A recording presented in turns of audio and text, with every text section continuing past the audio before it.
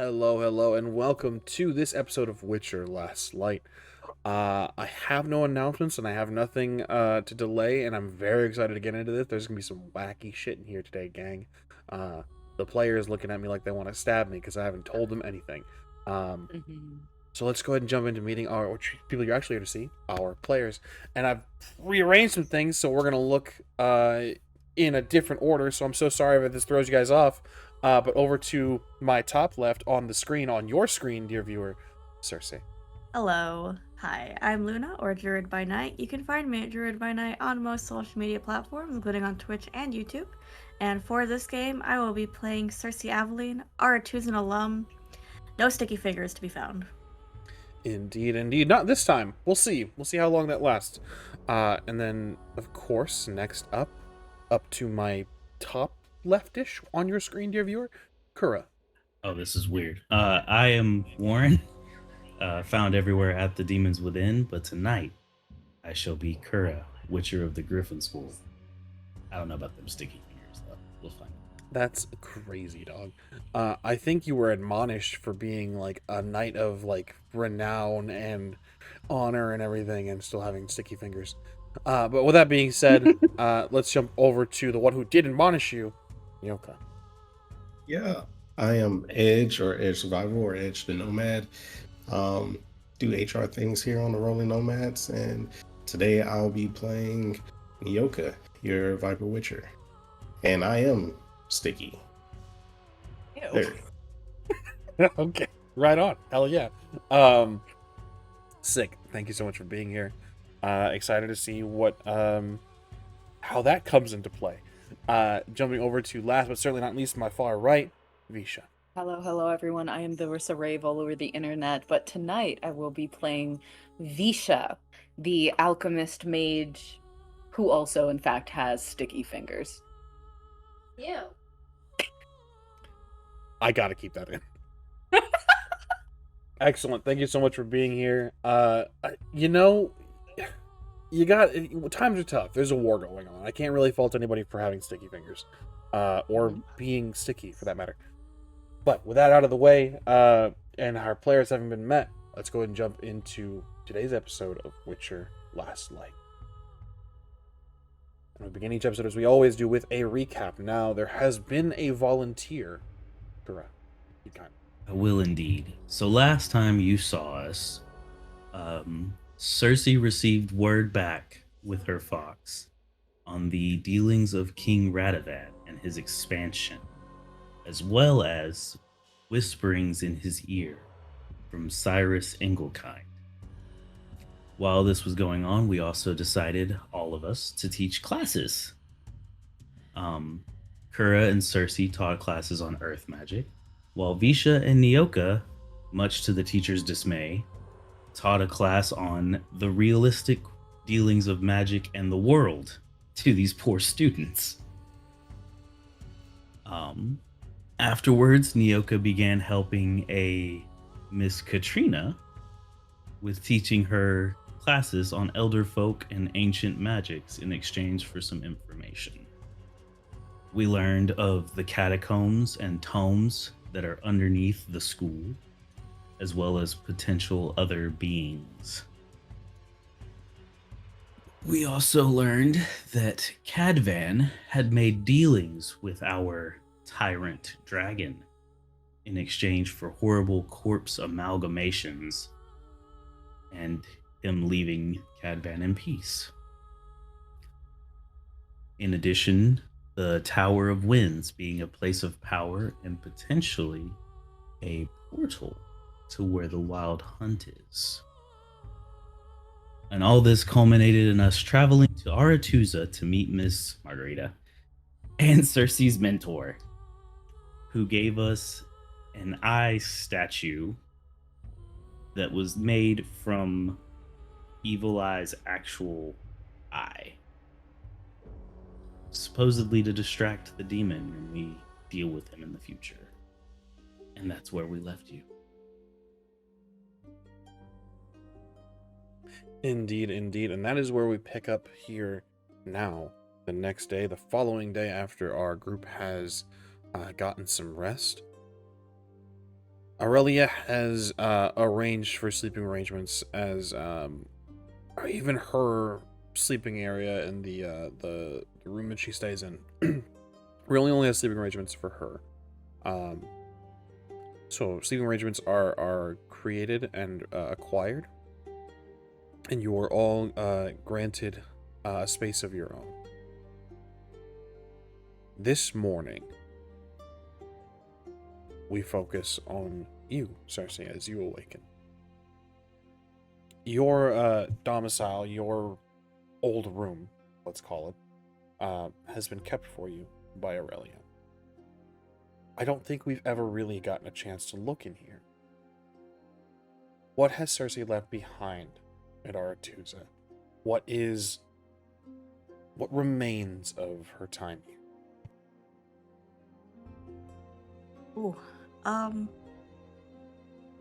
think Cersei has left not a whole lot. Maybe textbooks and items needed for classes. Maybe some old clothes, just in case. But it's pretty sparse. It's pretty... I would venture to guess that the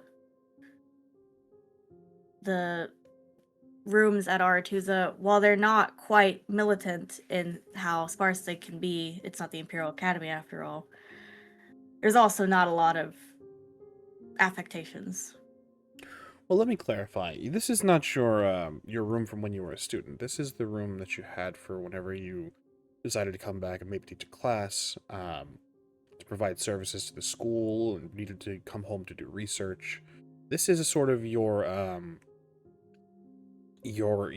this is not a child's dormitory. This is from whenever you had graduated and become an alumni. I see. Yes, so with that, still the same. I think she keeps most of her items at home in Toussaint. However, there are still some old clothes, a collection of books, to help with any research she may have, parchment, and anything needed for writing papers or furthering that research. I would say that she probably would have some components stashed away for a rainy day. And it's not quite time to break those out, I don't think. But not a whole lot of anything of note. But it is well kept, and it is bathed in red, as is her favorite color. Do you think you've kept anything from your time before Aretusa here? I think she keeps her childhood diary here from before. I see. When's the last time you looked at that diary, Cersei? Been many years.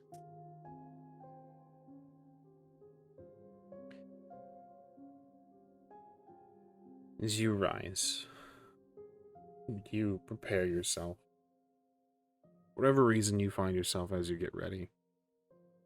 Looking at some of your older things, you look at some of your older dresses, some of the older clothes you used to wear. Everything still fits. Because you have hardly changed. At least in the physical sense. And you look over the bookcase that holds some of your old notebooks and your own research. And you find that journal from childhood. Do you think it's just on the shelf, or is this off to the side somewhere on this shelf, Cersei? Is this aligned with all the other books, or is this something that's set, not spine facing out, just kind of flat? The way Cersei organizes everything, it actually, most of her journals, if not all of them, are aligned on the bookcase, but not this one. This one's in a drawer. Indeed. Your eyes rest on that drawer for a second. You may do what you wish, Cersei. If you'd like to leave and get ready and visit Aurelia, check on your friends.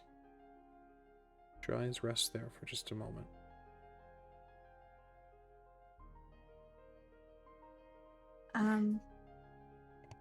Cersei goes over to the drawer and opens it, and her hands kind of hover over the journal for a moment before picking it up and just kind of flipping through it.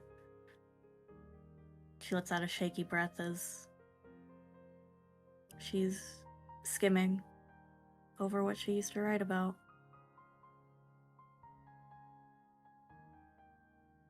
You had a nightmare when you were young of the event. You skim the pages, you find a longer entry describing when wraiths destroyed your home. And they flitted about, attacking you, your family, everything that lived in the home.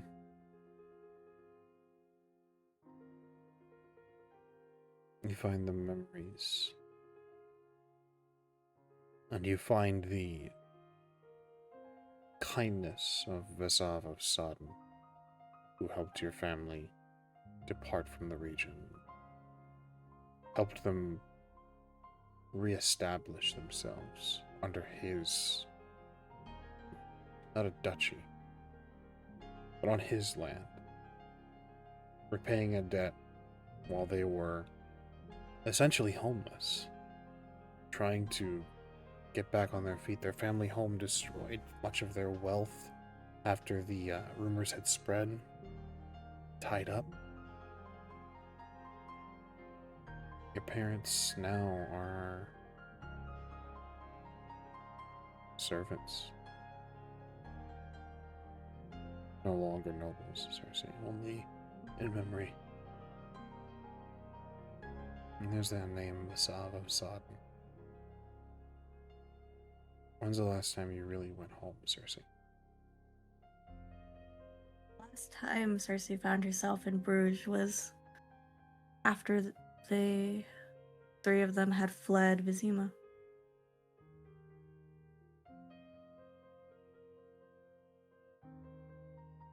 Indeed. You haven't seen your parents in some time. You haven't seen Vesav. Do you think they're still alive?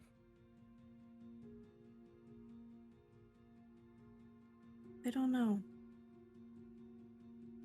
I could find out. Yeah, But do I means want to? you care? She cares Yes. in the way that she feels guilt.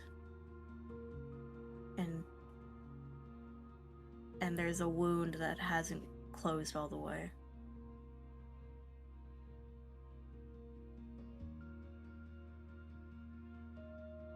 And you reflect for a moment, and finally put the journal down. What are you doing this morning, Cersei? After getting ready for the day, Cersei will write a letter to Elodie, detailing all that's happened thus far, keeping certain details vague. She'll understand. And then at the end, saying, "Can you find anything out about a Vesav of Sodden for me?" You do this. Spray it with perfume, leave a kiss mark on it, and take it to where the ravens are before visiting with Aurelia and checking on everyone else. Understood. While you do this, we touch on the twins. Because I imagine, again, we've established that the two of you don't like to stay too far away from one another. Your morning is... Well, I'll ask you how your morning is, as there's been some shenanigans that have gone on between the two of you. So I will ask you, is your morning peaceful? I think for once, yes. I don't think, Visha's doing anything to her sister this time around. But I do think that being here for Visha is difficult. I think there's a part of her that is jealous. There's a safety in being brought up in a school.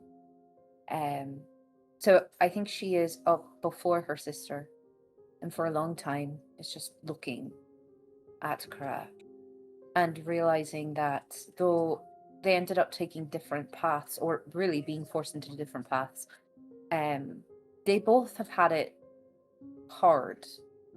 And a thing that happens to people when they sleep, all their muscles relax, so they look very peaceful. And she sees that in her sister, this peace. There's, a sereneness there that Visha has never been able to achieve. And she, makes her way out of the room. She doesn't go far, but I think she just walks around a little bit around the school and takes in the sights of all these up-and-coming mages. She can sense the tension that they have for whatever is going on up here in the north. Her time at Gweison Haul kind of planted a seed for her, this sort of interest in teaching. She's had a student before Gweison Haul, but it was different. She was very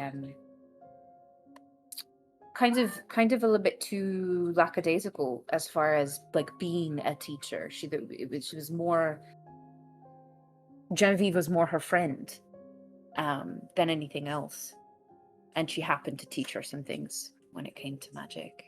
But being here in Aretusa, that feeling of wanting to teach and wanting to protect these young students kind of grows a little. Eventually, she does come back, and whenever Kura awakes, would see her getting ready for the day. So, putting on her makeup and things. I would also say that it was a peaceful morning. As to why Kura slept in so much later, I would have probably spent the night after being shown to our room just wandering around the school, meeting people, seeing the differences between here and Gweison Hall. Just kind of taking it all in. This is where one of our friends came from. Maybe you can explain a little bit more about her. Your morning is calmer than it has been in a long time.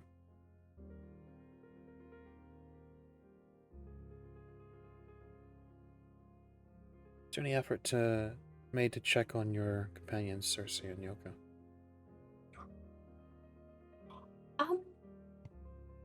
I think eventually, yeah, but before that, she looks to Kura and she says, do you think we're going to make it out of this?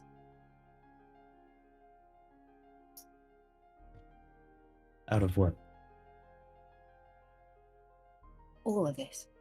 I mean, I know I talk a good game, but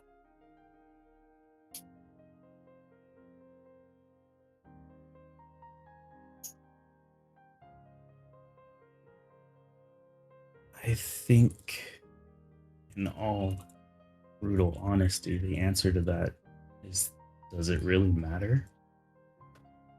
Eventually, if there's anything I've learned from training under the Witchers of the Griffin School, training under Nyoka, eventually something's going to get us. So it's just about doing what we can and enjoying while we can. yeah. You ever, and she kind of looks a little uncomfortable as she says this. You ever think about what you'll do after, you know, dealing with dragons and all that?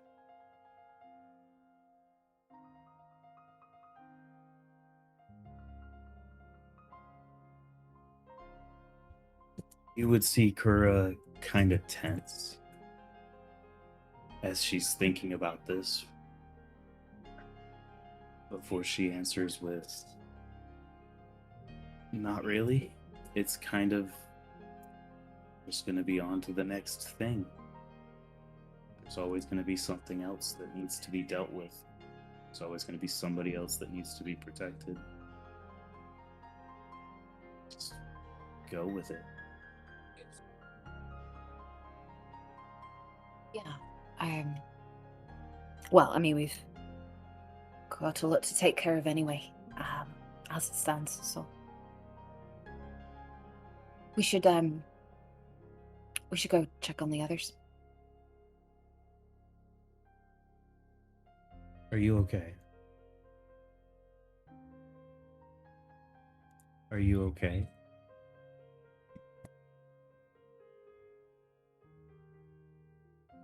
No. It just hit me today. I didn't think I'd make it this far. I thought I'd be dead. But I'm not. And now I don't really know what to do. Life's easy when you don't think you're gonna make it very far. Don't got a plan for a future, don't have to make connections with people, because it won't matter. You won't be here anyway. But now, now I have you, and there's Cersei and Rustworld and Nyoka, and I don't really know how to deal with it all. Who says you have to deal with it? Seems like all the more reason to just enjoy while it lasts. You know? Yeah, I'm being melancholic, I suppose. But it's fine. I mean, we'll handle what needs to be handled and then move on. And we'll handle it together. Be here for you every step of the way. Yeah. Together. She'll give her sister a squeeze on the shoulder before she starts making her way towards the door. Her shoulders are kind of a little bit slumped, and not in the way of like she's sad, but in a way of like almost acclimating to the fact that there is the possibility for something after. And but before she goes through the door, all of that falls away and her back straightens out and the mask reappears on her face. Indeed. And while you two do this, begin to travel and go to check on your friends, we cast our eyes over to you, Nyoka. Now, there's been also a history with you. Do we find you waking up now, or have you been awake for some time? I imagine I've been awake for a little while. And I would have spent probably the first 5 minutes of that alertness, looking at this evil eye, almost like having a staring contest, expecting to get something out of it, but more so contemplating. You know that Ivar received his evil eye during mutations he underwent. when he first became a Witcher. You know that he would claim that he could see and witness other worlds, delve into the multiverse with this eye. It's this that first alerted him to the Wild Hunt. He was not content to watch them. He wanted to take action. He wanted to stop them.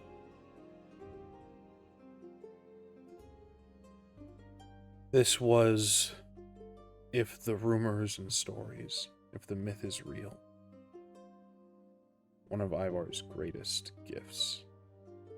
Be able to peer across this multiverse.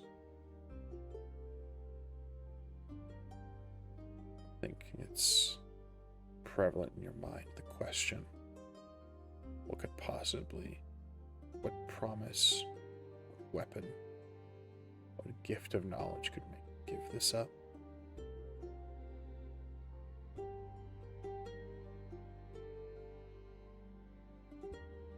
Yeah.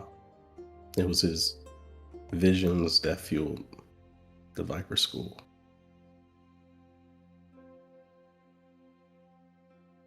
And with that, I would take it and do exactly what he was trained to do. Seek out knowledge.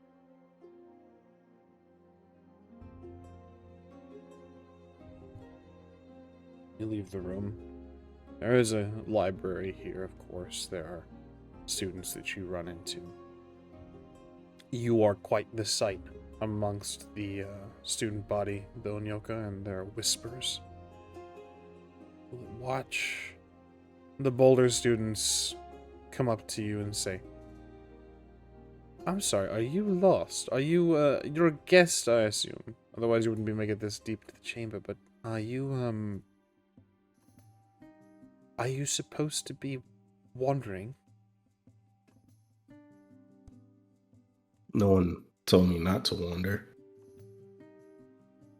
Tell me, your library, where can I find it? And this student, she kind of looks you up and down and says, I can take you to it. I just, yes, I'll, and she kind of rights herself, shoulders back, and she says, I'll escort you. And she walks with you down these halls. She takes you to a library where other students are studying and gathering up knowledge, trying to unlock the secrets and the mysteries of chaos. She says, is there any particular topic you're interested in? Are you trying to find anything in particular? Elder folk. Red Riders. White Frost. I don't know that we have such stories here. I've never looked for them myself, but I can try to help you find them. She moves, she walks with you down to a section that is not necessarily like abandoned or anything like that. There's a good hefty number of tomes here, but no one seems interested in this area, this history. Which makes sense. The students here are focused, laser focused even, on the advancement of their abilities. And after a while, you're in this section, you get your bearings. This student, she kind of fades into the background. She tries to help you, and you just find yourself hearing her, but not quite hearing her. She tries to explain things and tries to. Maybe she sees this as an opportunity to take initiative, to show, that she can be helpful, be a leader. That she kept an eye on this stranger that was found wandering the halls of Aretuza. You don't care. She's done all she can for you. And as you said, I don't care. I'm ignoring her unless she has a title, a recommendation, a suggestion. And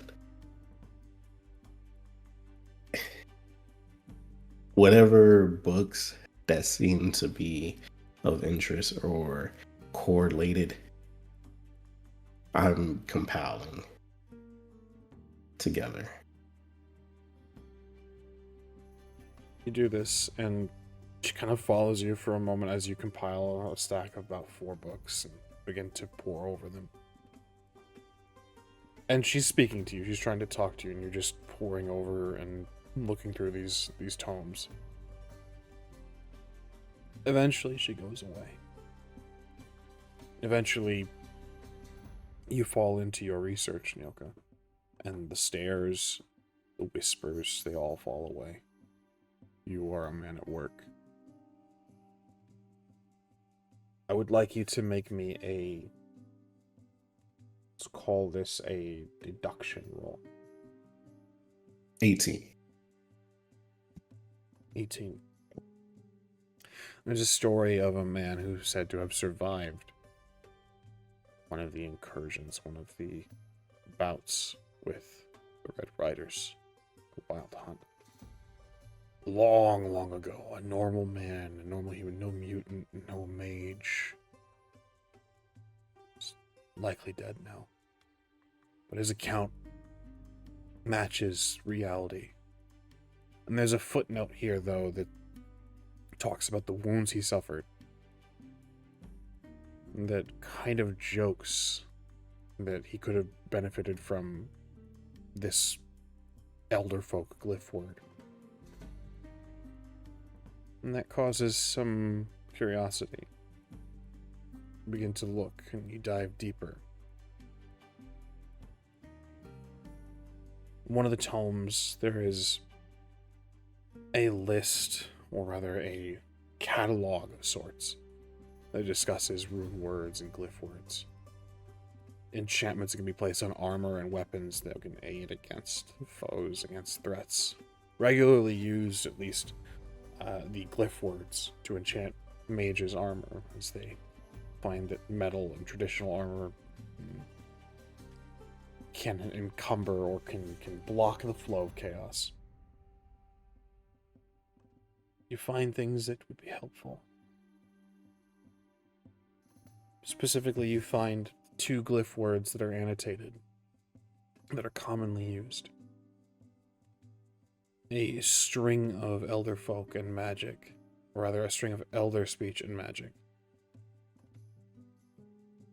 The glyph word for protection and the glyph word for retribution are detailed on this page. I'll tell you right now, I'm taking these books, so... Whole book or just the pages? The whole book. Understood. You stand up and you begin to walk, carrying these 4 tomes with you out of the library, and a woman's voice catches your attention. A different voice, a more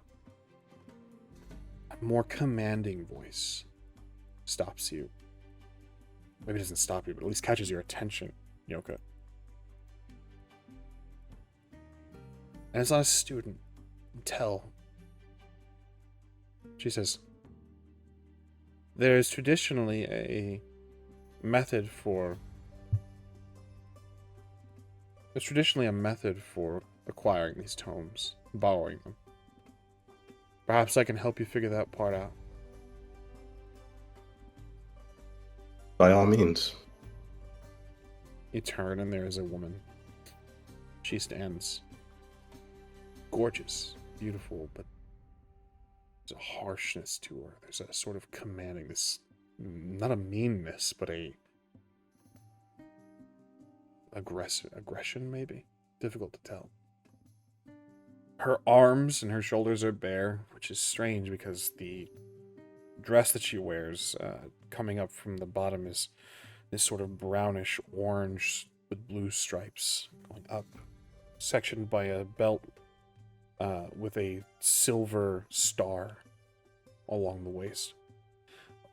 Along the bodice, between just below her chest, there is a wax sort of seal, and the texture of the dress changes almost into softer fabrics.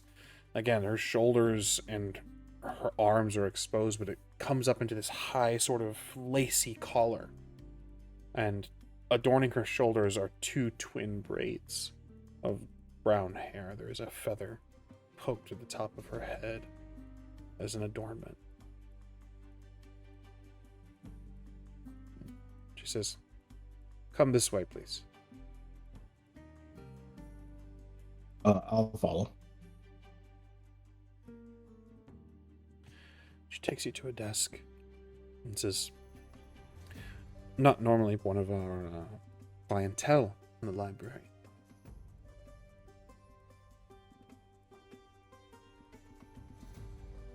Was that? Are you asking me a question or not? I suppose merely an observation. Might I ask Oh. what brings you to Aratusa? Accompanying my companions. But what brings me to this library is knowledge. That is what libraries are for. Agreed. Now, what has found your interest? She holds her hands out for the books themselves. Yoka. I'll hand over the books, announcing the name one by one. She says, "Normally we wouldn't allow non-alumni or non-students to check things out. Might I ask who you're here with?" I'm here with my companions, Visha, Kura, Cersei. She nods. "Well, do tell Miss Aveling that these will be logged under her name, and if anything should happen to them, then she will be the one to answer for it." I suppose. If what happens is death, then what? There are obligations to this school that go beyond mortal demise. Mr. Yoka.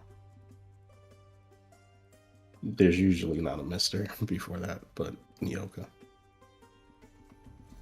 Pleasure to make your acquaintance, Yoka. She begins to write a list of titles. She places the parchment below the desk, some system or other.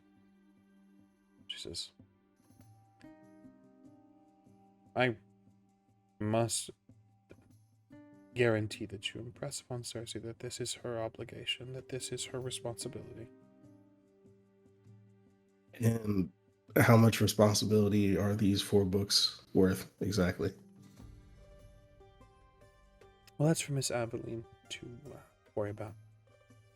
Only a guest, after all. Interesting. Well, I guess I'll be sure to let her know and to keep these books safeguarded as possible and return them when I'm done transcribing. Please do. I don't think I caught your name. I didn't give it. That's why I didn't catch it. Give me a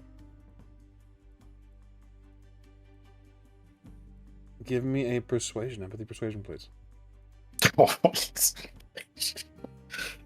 Oh.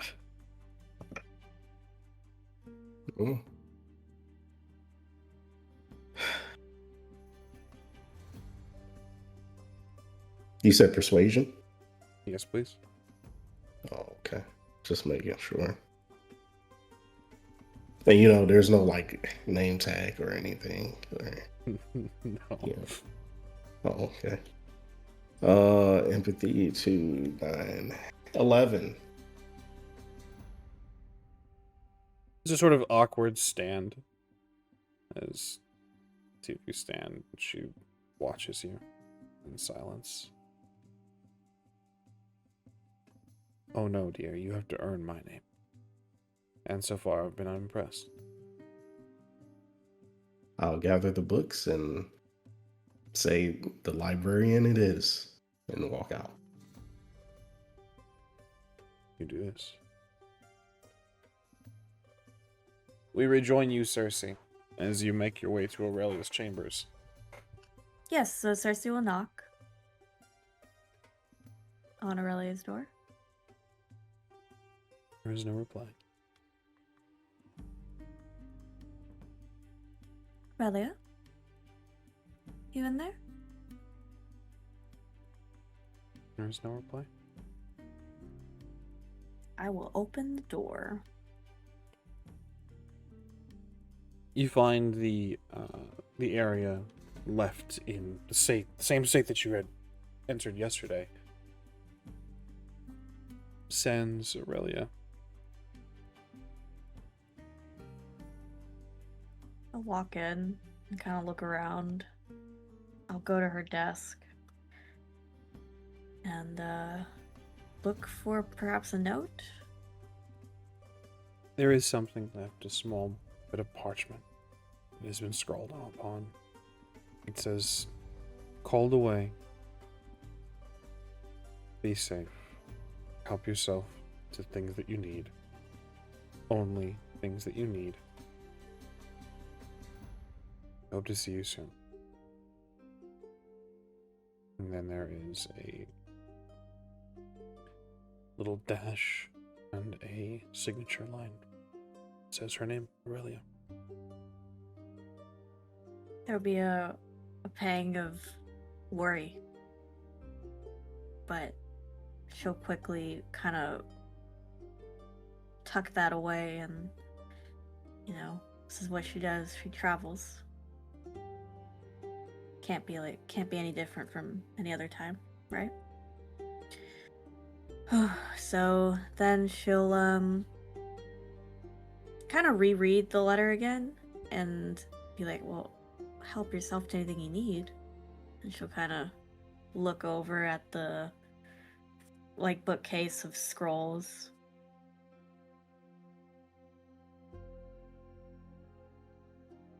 And just start kind of going through them.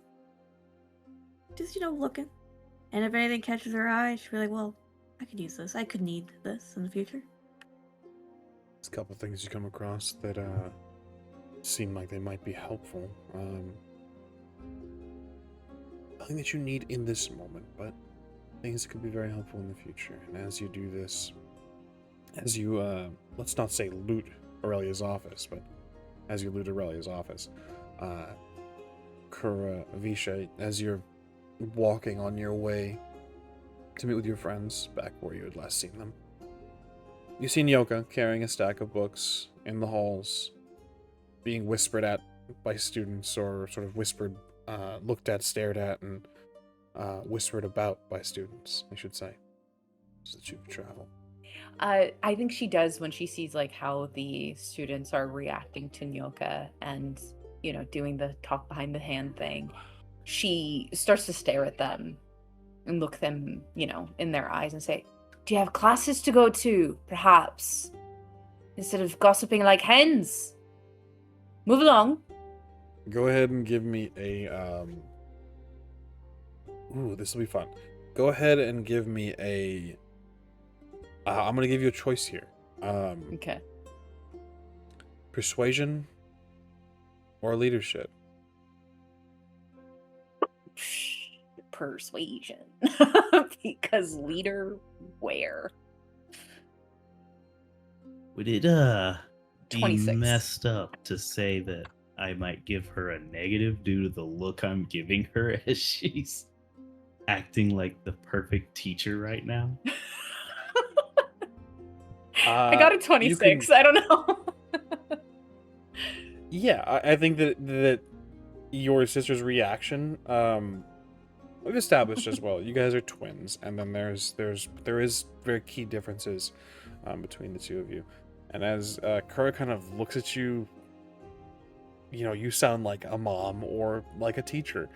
There are a few students that hesitate, and then you kind of just like raise an eyebrow, and they apologize and they say, "Sorry, miss." And there's that pang again, Visha.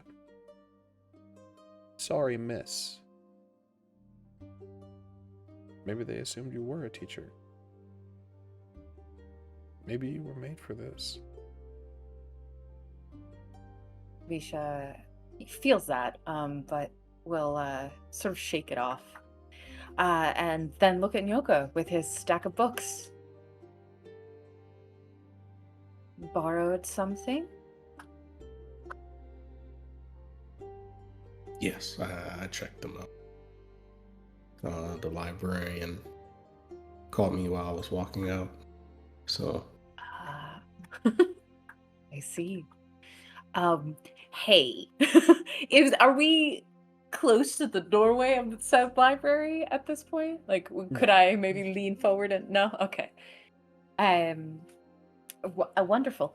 Visha will start looking at the titles of the books that he receives or was forced to borrow, and say, interesting. Okay. Anything else you desire to take from this place? these were all I could find that didn't really pertain to what I was looking for. Though there is one account in these books from a man who most likely have died. Mentioned these glyphs, protection and retribution. It's repeated. I feel like this might come in handy. Right. Well, perhaps when we're on our travels, I can take a look at those glyphs. Of course. Has anyone seen Cersei? No. Visha just inhales very dramatically and starts yelling out for Cersei as she's walking the halls. Not very far, Cersei. You can hear your friends down the hall, even with the door mostly closed, hollering for you. Oh dear. I will just be like, well, I guess I'm taking these. And exit the room, follow the sound. Be like, hi, I'm here. There are classes in session. Good morning. Morning. Yeah, classes in session, but people had the time to be in the hallways and giving looks to Nyoka. Who was looking I'm at me? just curious. I mean, he is a man in armor at an all-girls school. As if they've never seen a man before. You've seen one once, you've seen them all. And she will Cersei. look at the scrolls in Cersei's hands. Cersei, I feel it prevalent to note that you've seen them once, you've seen them all, doesn't really apply here. There's not a whole lot of freedom in Aratusa leaving the grounds and going out into town and such. This is an all-girls school. And for a lot of people, that's not an issue. For some of the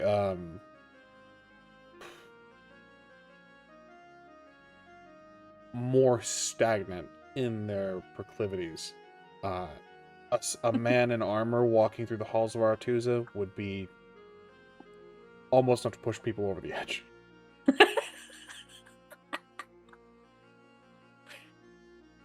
Oh, no, the students are just curious. They don't get out much. Mm-hmm. Well, perhaps arrange a field trip and everyone can calm down a little. If it's safe enough, yes. But, Aurelia has absconded. She's gone on new travels, I imagine. Called away. Okay. All right. Well, if there's nothing to worry about, then that's good. You Well, seem to have borrowed some things. Yes, I took it upon myself to see if there were any spells that could help us in our endeavors. I didn't take much, just what we needed. Just what we need. And there is the look on her face of like, I might find something I need in here, but then she like calms down. She's like, I won't do it. And she says, right, well, ready when you are. Yes. Before we depart, Cersei, I checked out these books. They're under your name. Okay. The librarian, she wouldn't give her name, but she wanted me to ensure that you know that these 4 books that were covered in dust and seem to not have been used for a very long time is under your responsibility. So I just wanted to let you know. Well, I appreciate the heads up. Would I know, does anyone in particular run the library here, or is it just kind of like on a rotation? It's I'll on give a a rotation. description too. It's on a rotation. As Noga gives a description, you know who this is. This is a fellow member of the Lodge of Sorceresses, and not an uncommon name. In fact, she was there when you were first inducted. This is Philippa Alhart. I see. Yes, she is a stickler for the rules. Well, unless there's any other business we need to conduct here, I would like to say goodbye to Margarita, just so we're not leaving without saying a word, and we could be on our way. All right. Lead the I'll way. follow. And I will lead them to Margarita's office.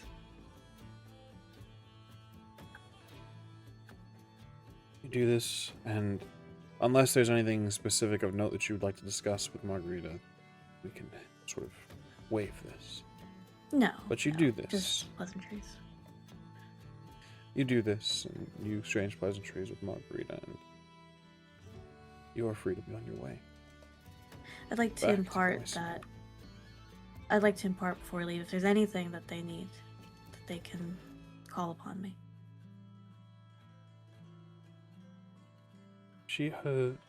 Leaving them with this, she leaves you with the fact that she hopes that she doesn't have to, but likely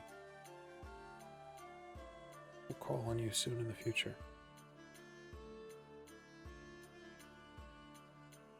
A bit of foreboding with that, but they leave, and Cersei leads them out to the front courtyard so that they can teleport back to Gweison Haul.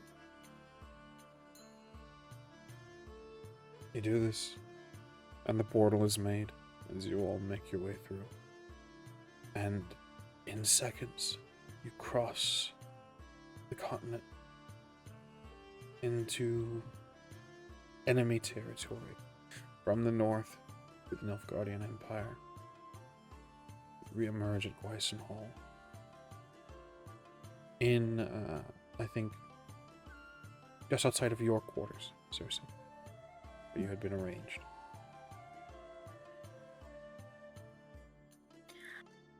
Okay, well, I suppose we should get these books to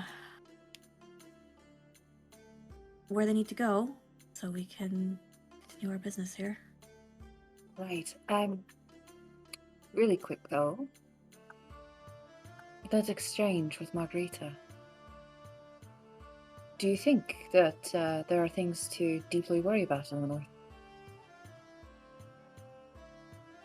She'll kind of look around.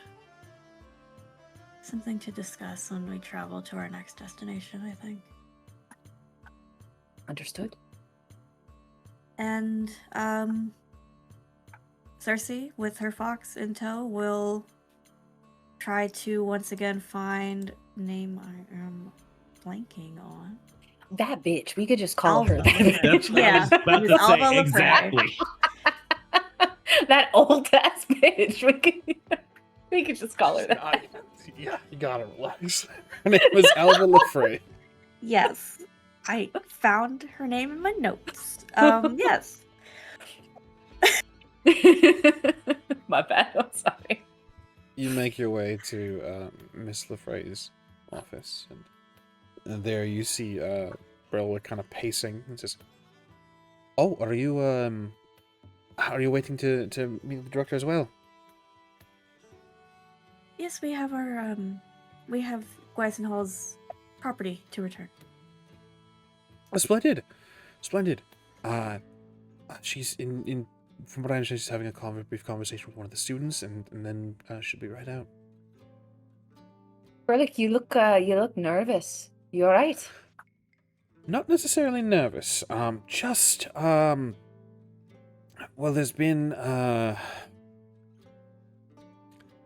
students, they talk, and then there's myths and rumors, and if you don't nip things in the butt right away, then it becomes a bigger issue later on down the line. There's been some whispers of, and he kind of pauses and says, kind of looks at all of you and says, there are whispers that, more whispers than usual about the catacombs and the knowledge kept down in the restricted areas of the libraries,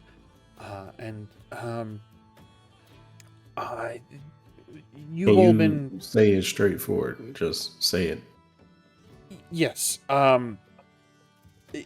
Your presence here and the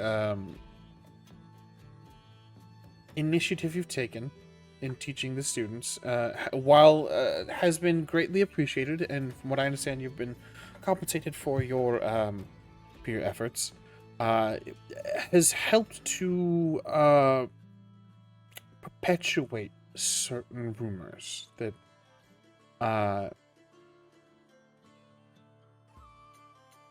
there's things to be gained from going down to the restricted section. And it's not just specific research. I haven't the foggiest what you're talking about.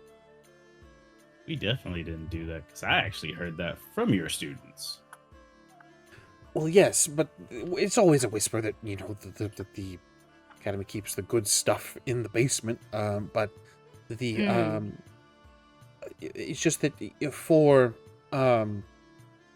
unknown and unseen visitors coming to visit, performing duties, doing tasks, all to gain access to the restricted section, it's helping perpetuate some whispers. That's all. And some of the students They broken into the restricted area. No, I don't want to say broken in. Some students have begun to familiarize themselves with the pathway and tried to take a late night stroll, is all. And we're just trying to figure out the best course of action in order to, for a matter of deterrence, that's all. You want to keep magical knowledge from magical people. Well, the thing about this is, and I think you'll understand further whenever you are granted access, that these things are in an unskilled mage's hand, they could be quite dangerous. Well, if you didn't keep it from them, but perhaps taught them, they might be able to handle that better. There's nothing quite like the allure of being told no. You understand? I was a fairly well kept student, so I'm afraid I don't completely understand. But it's not either way. That it's not my call to make. It's the director's call, and of course. there's just I just have some concerns. That's all. But Hmm. and the doors open as two students kind of leave the director's office, and they look like they've been not yelled at, but they look like ashamed and like they've been scolded quite well. Heads hang kind of low, and they see the group of 5 that is talking outside the door, and they look up briefly, and then they part. As they walk away, Visha uses telepathy in their mind and says, "All that knowledge is yours. You're not in the wrong." And she will like wait till they're just about to pass her, and she'll wink at them, and then she'll proceed to go in the room with the rest of the group. Understood. And as you begin to walk in, Braille kind of says, "Oh, I was actually going to, if and Bisha, I don't imagine you stop. Does the rest of the group follow?"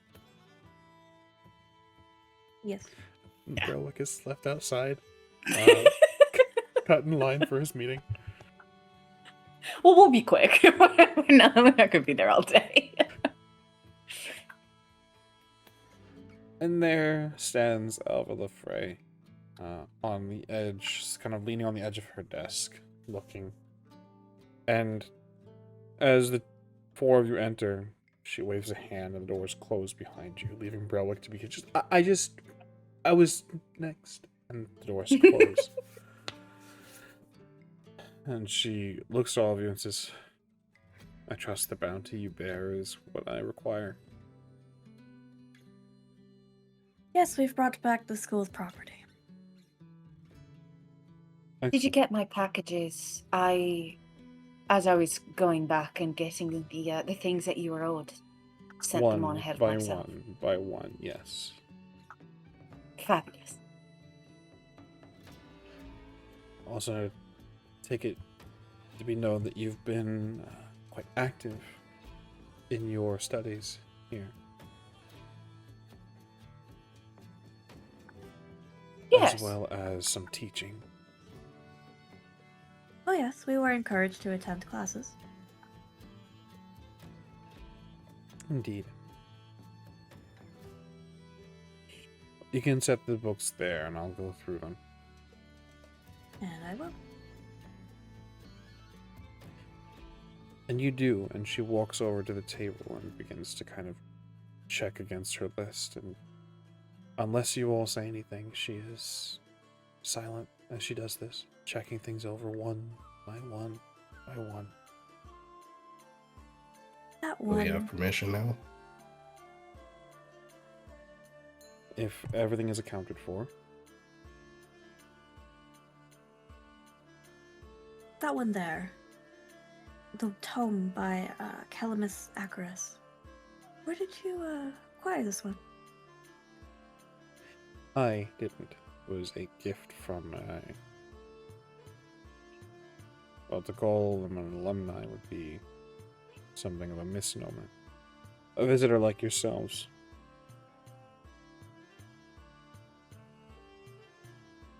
I just know the name, and I'm curious where it came from, that's all. She places a book on another stack.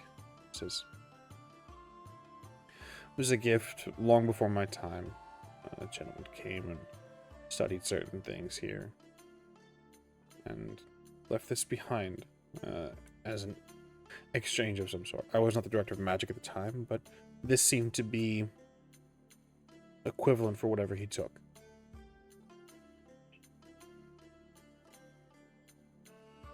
And Cersei's brow will furrow, and she says, "Is it something that I could buy from the school?"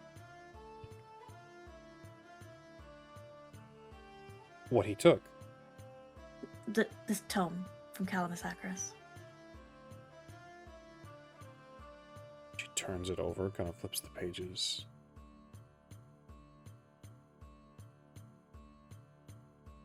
What use has an Archmage for a book of stories? I'm sentimental. And the name, I know the name. Persuasion check. We Can So I you have luck? add, hopefully aid in this effort and say, what does a school of high learning mages need to do with a book of stories? Take a +1 to your roll, Cersei. 21. Closes the book. You may consider this part of your payment for classes you did teach. There were receptive students that left quite the review on the classes that you instructed, Miss Aveline. You may find yourself comfortable doing so again if you choose to remain. She holds out the book to you. Cersei will gently take the book and say, I'll keep it under consideration. I'm glad that they enjoyed it. Listen, my. She resumes her cataloging. Again, she is quiet. She is silent as she does this, unless you have something for her.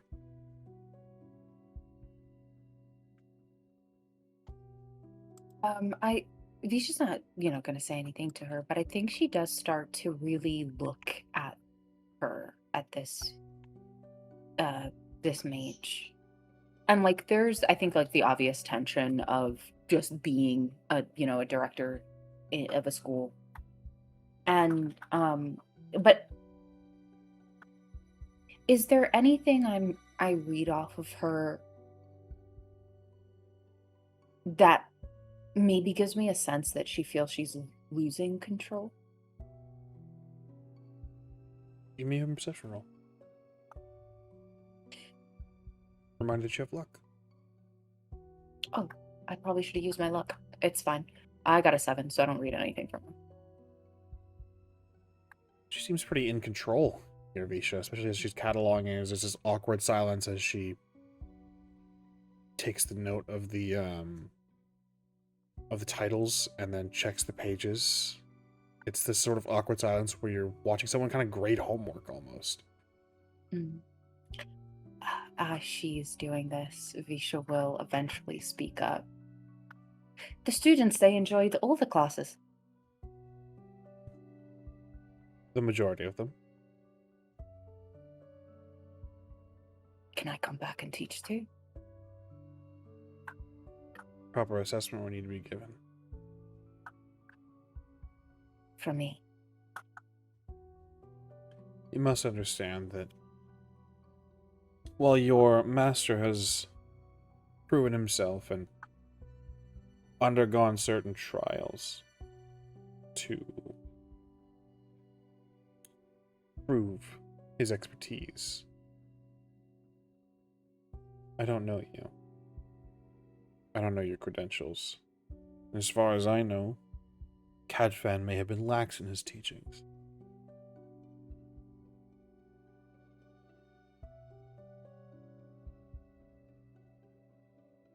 Visha goes very still. And maybe it's the lighting in this room. But you can see the paler skin at her neck of where she was collared.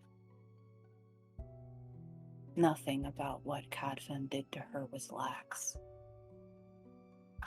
She just stares at this woman. Heard. I'm glad we understand each other. Another book placed in the second pile. And things continue. Eventually, she has cataloged these things you brought her.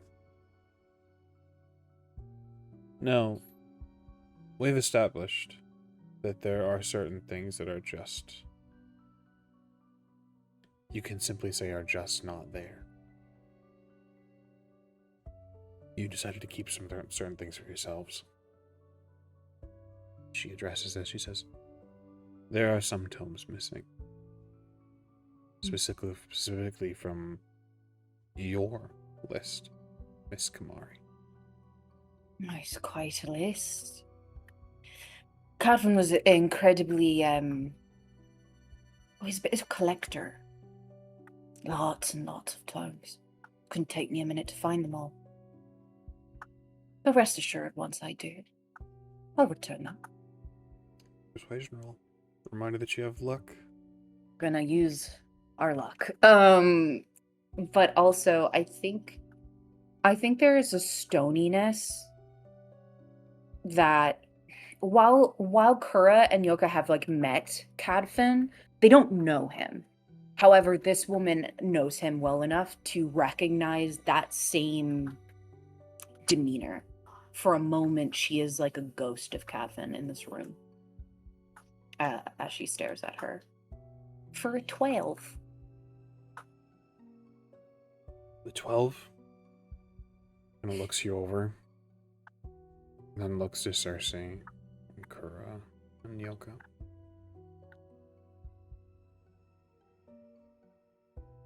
I will be in regular contact for updates, Miss Kamari.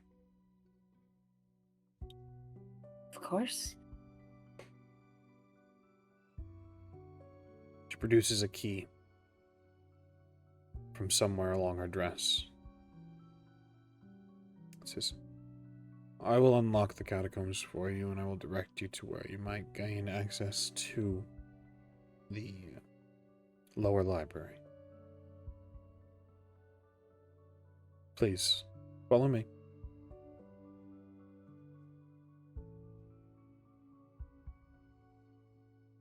We do. Will you be joining us? Or just giving us access? I'll be simply providing access.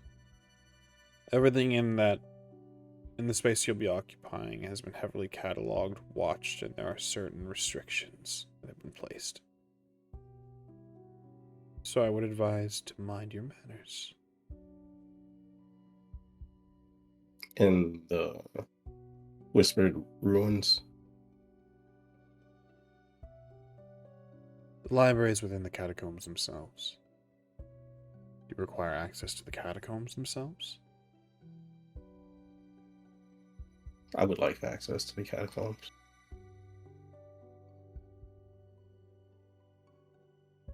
Very well. You'll likely find nothing of interest that's been excavated thoroughly. I won't deny you a walk in the dark, if that's what you desire. Thank you.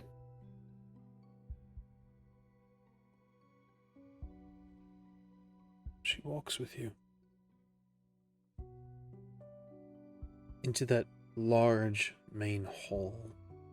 When you had first arrived, the incredible statue of the Emperor. You walk at his feet. You walk behind him. And she opens a gate.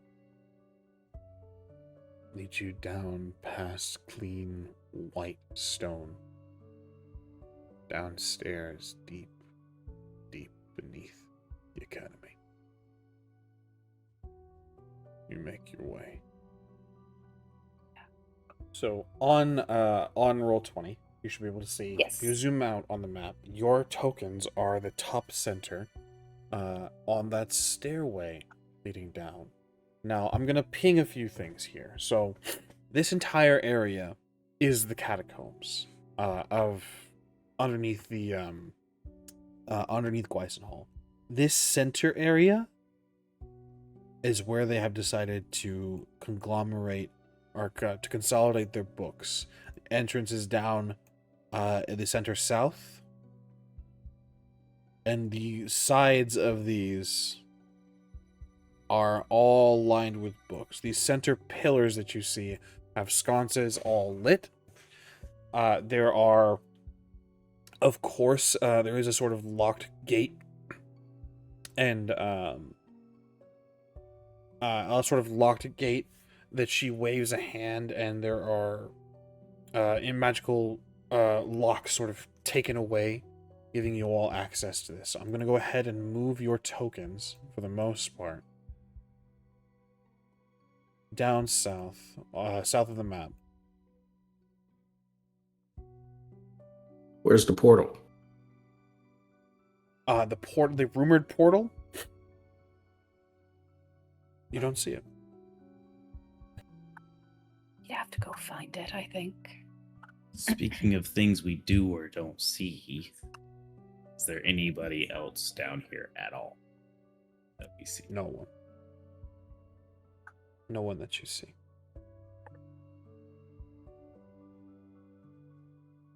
But I'm not going to require you all to sort of peruse and move your tokens along the map or anything like that. But I'm going to place those of you that I think might be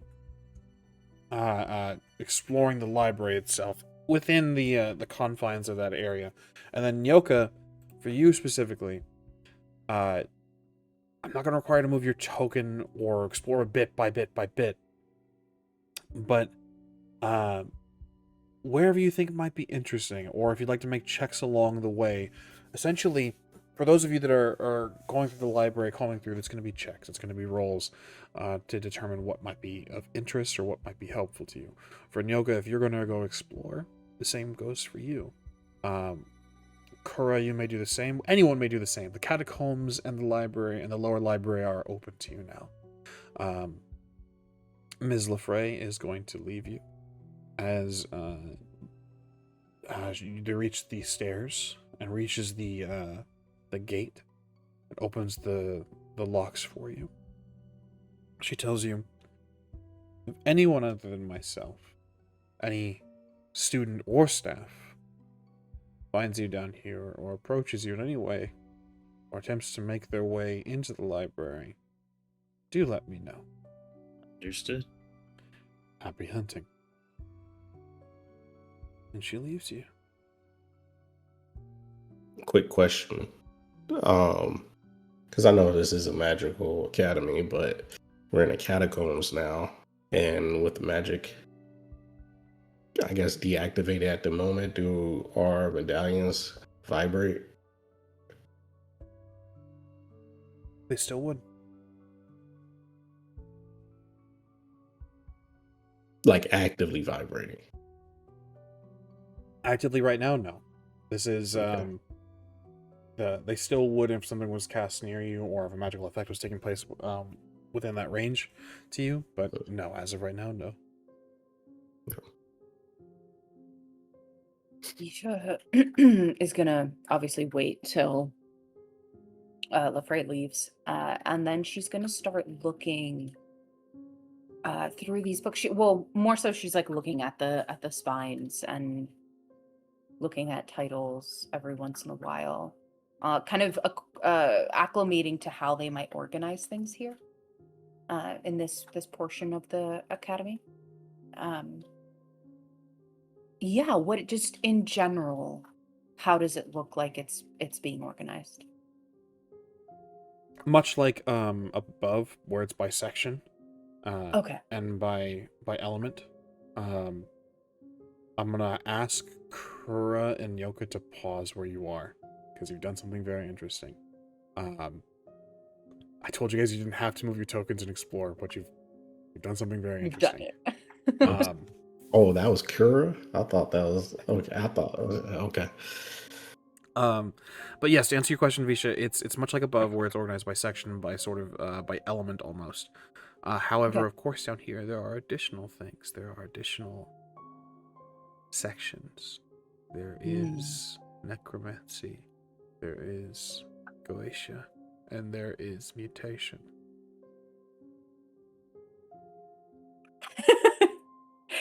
Kid in a fucking candy store right now. She's like, everything is here. I think though the first thing she's going to go towards is she's gonna go towards the mutations first.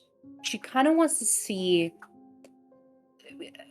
if they have stuff that even Cadfin didn't have. You know, she's trying to Yeah, she's trying to see like the extent of, okay, did he have the majority of what she would need to learn about that, or is that lying here and perhaps in other mage schools hidden away in catacombs? So yeah, she's gonna look at mutations first. What exactly are you looking for, Visha? Because when you say things that you need or things that would interest you, I don't know what that means. What are you interested in the topic of mutation?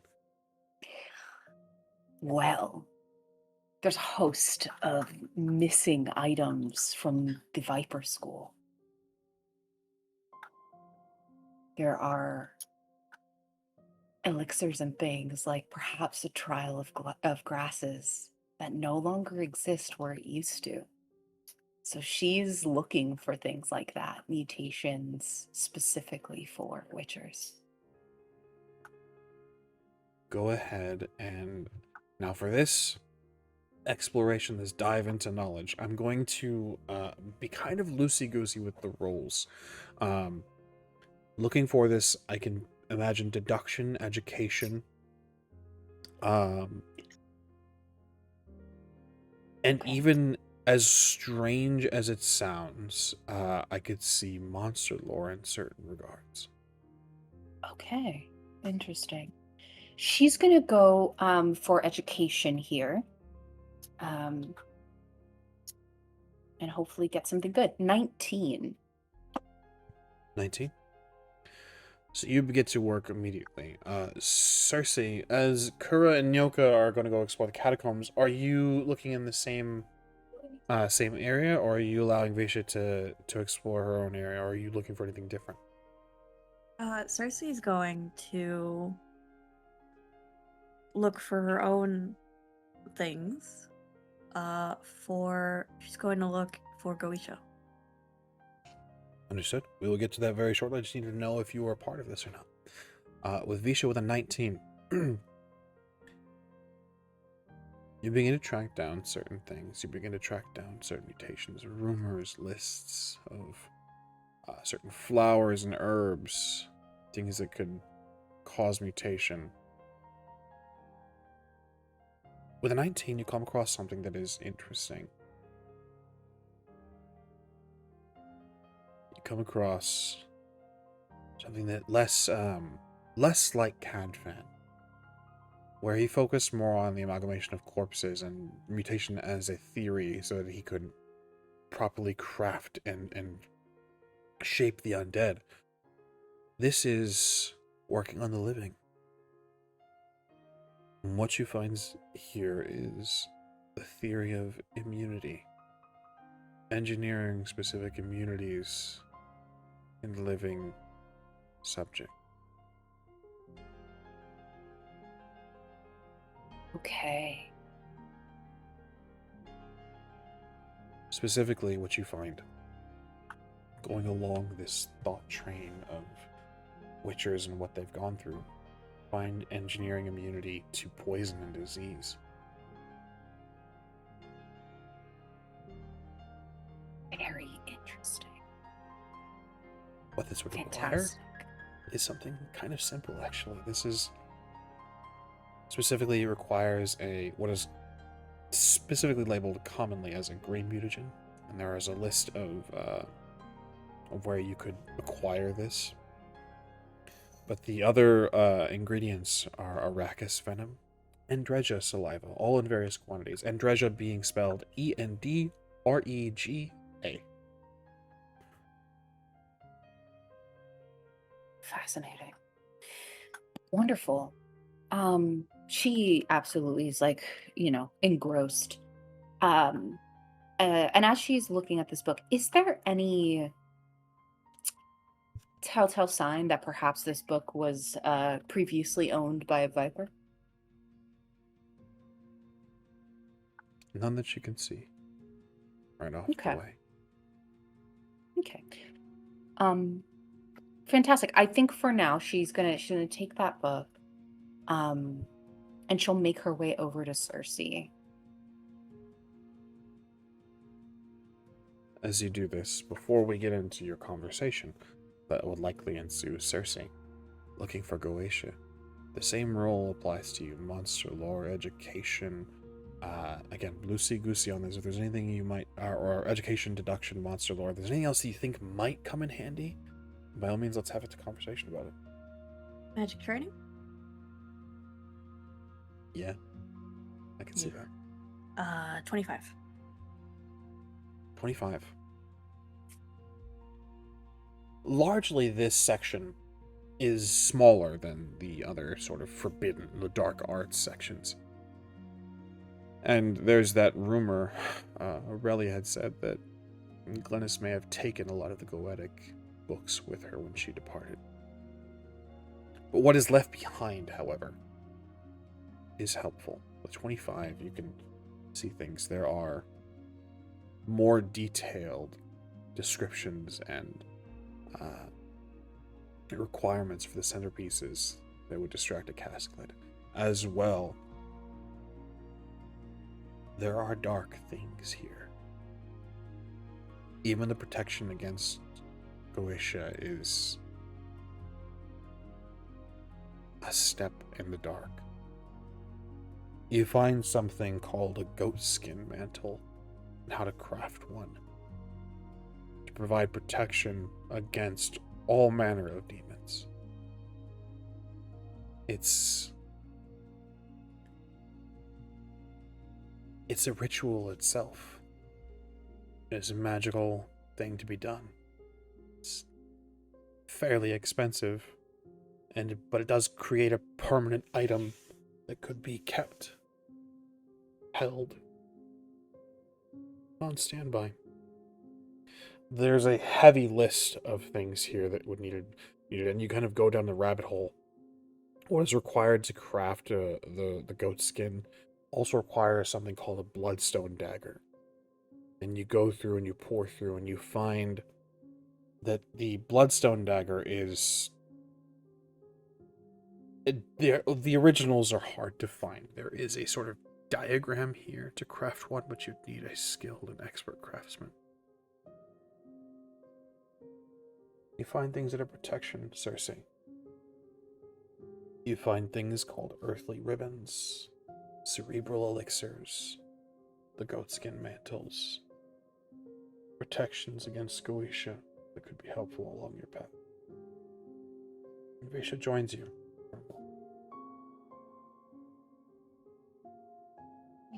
This is very interesting. Oh, what are you looking at? And she'll kind of lean over to look over your shoulder. Protection against demons. Not easily acquired items, but it is possible. It looks like it's also a little morally grey, perhaps. You could say that. There's a reason that the first rule for dealing with Goetia is to not. But no, if I could commit this to memory, then maybe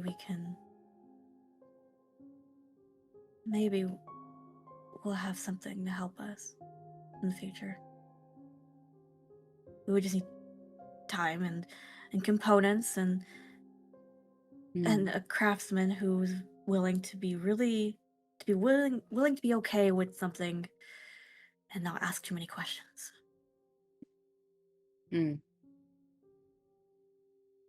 But would you be okay having to do it?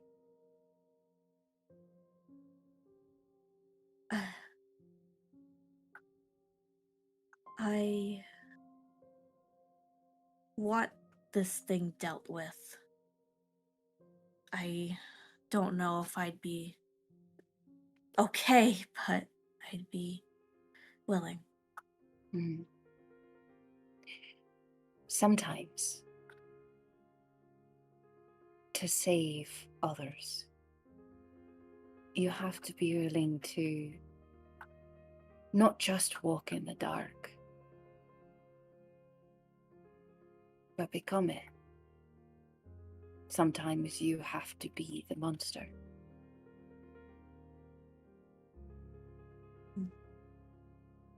And I think you can see she has her book still open to that page with the immunities. And you can see, like, it's mutagens. Mutations. Yes. Calvin was very good with mutations, but his preference was working on the dead. This is to work on the living. While you I all have see. this conversation, I hate to interrupt, but as I said, Kura and Yoka have wandered somewhere very interesting. As you both explore the catacombs, there's no scent of the dead. There's no corpses to be found. As you move through, you can see where they might have lied before. But no, there's nothing here. And then this room you walk in, there's this empty square, an empty space, this room.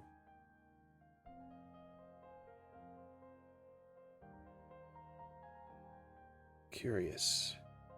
Nothing is here. Curious as you look that there's no scrape marks for a statue to honor the fallen dead. Curious that this is just an empty square room. Would like a roll from both of you, either deduction or human perception, or if there's anything else you'd like to argue for, by all means. I'm gonna roll awareness. I think that's where I'm going to go to. Understood. 22. 13. 13. The 22 and the 13, I'm going to move you just right quick back into this hallway real quick. As, yes, Kura. Bad. Actually, forgot. Ones are implosions. Okay. 7. 22 and 7. As you walk with Nyoka, you see him begin to kind of inspect, touching the wall, kind of smoothing his foot along the floor. You're not entirely sure why. This looks like an empty room. But there's an immediate investigation that begins here. And Nyoka, you find yourself in the corner of the room and looking toward the center, you put your hand out, feel the wall, and one of the bricks caves. And descending from the ceiling is a stone staircase that one by one by one the steps fall into place. But this stairway drops before you, Nyoka. Kura, you see it as well. There you go. Let's go.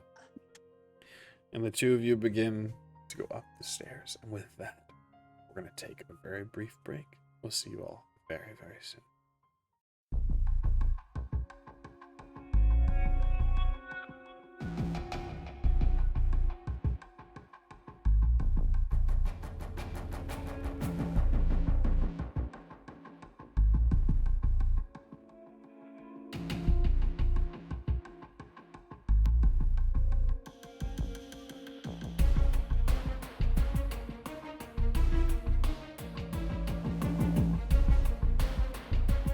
People linked in destiny will always find each other.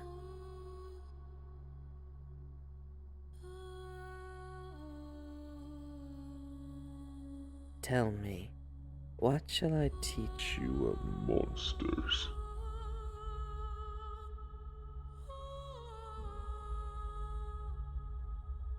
How could we know who the real monsters are? How does one know if they are one? Monsters are more than just horrid looks and claws and teeth. Monsters are born of deeds done, unforgivable ones. We fight the monsters so that others can know peace. Peace that we will never know. So you ready to kill monsters, huh? The question you should ask yourself is, are you willing to become one?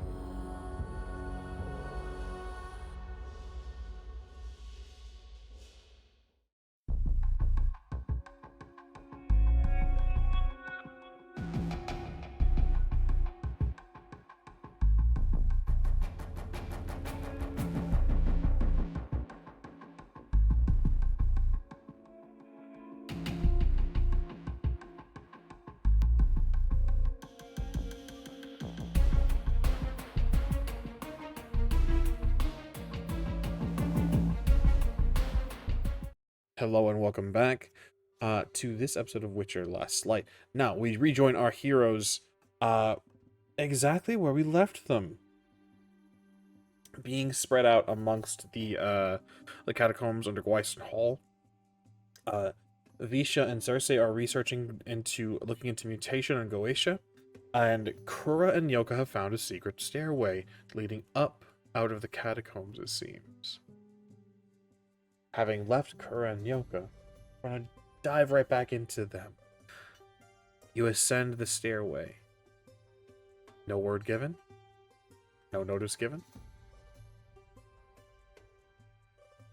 Yeah, I would imagine that they heard the shifting. I don't know. I think I would have heard it, but I didn't say nothing about it. That's a great point. Do we hear the stone moving, scraping against stone? I would like awareness roll. As you know what, I probably don't even need an awareness roll. This is a pretty emptied out catacomb. There's not like a whole lot of Echoey. It's all stonework. It's a big hallway. So yeah, I would say you certainly hear the grinding of stone, and then footsteps moving as Nyoka begins to make his way. Kura, are you following behind, or are you just like kind of waiting for? Oh, absolutely. I was right there. Excellent. 2 sets of footsteps going up the stairs then. Visha and Cersei, what would you like to do? What are they getting into? They can't help themselves. Got to go everywhere by themselves. She, like, her voice raises after them. It's her sister. She's gonna head in that direction and kind of peek into the room they were in. Yeah, I'll do the As same. you call out everywhere by themselves, I would like everyone to give me an awareness roll. Motherfuckers. 14. 16. 24. 21. 14 and 16. Kura, you are focused on this brand new thing, excited to move upwards, exploring with Nyoka. Visha, you are calling out, and maybe that's why you didn't hear this, but you call out and kind of admonishing Nyoka and your sister. But Cersei, Nyoka, there's another sound. For you, Nyoka, it's in the opposite direction of the stairs. For Cersei, it's in the opposite direction of whatever grinding stone was. Something falls, something drops. It is quickly quieted.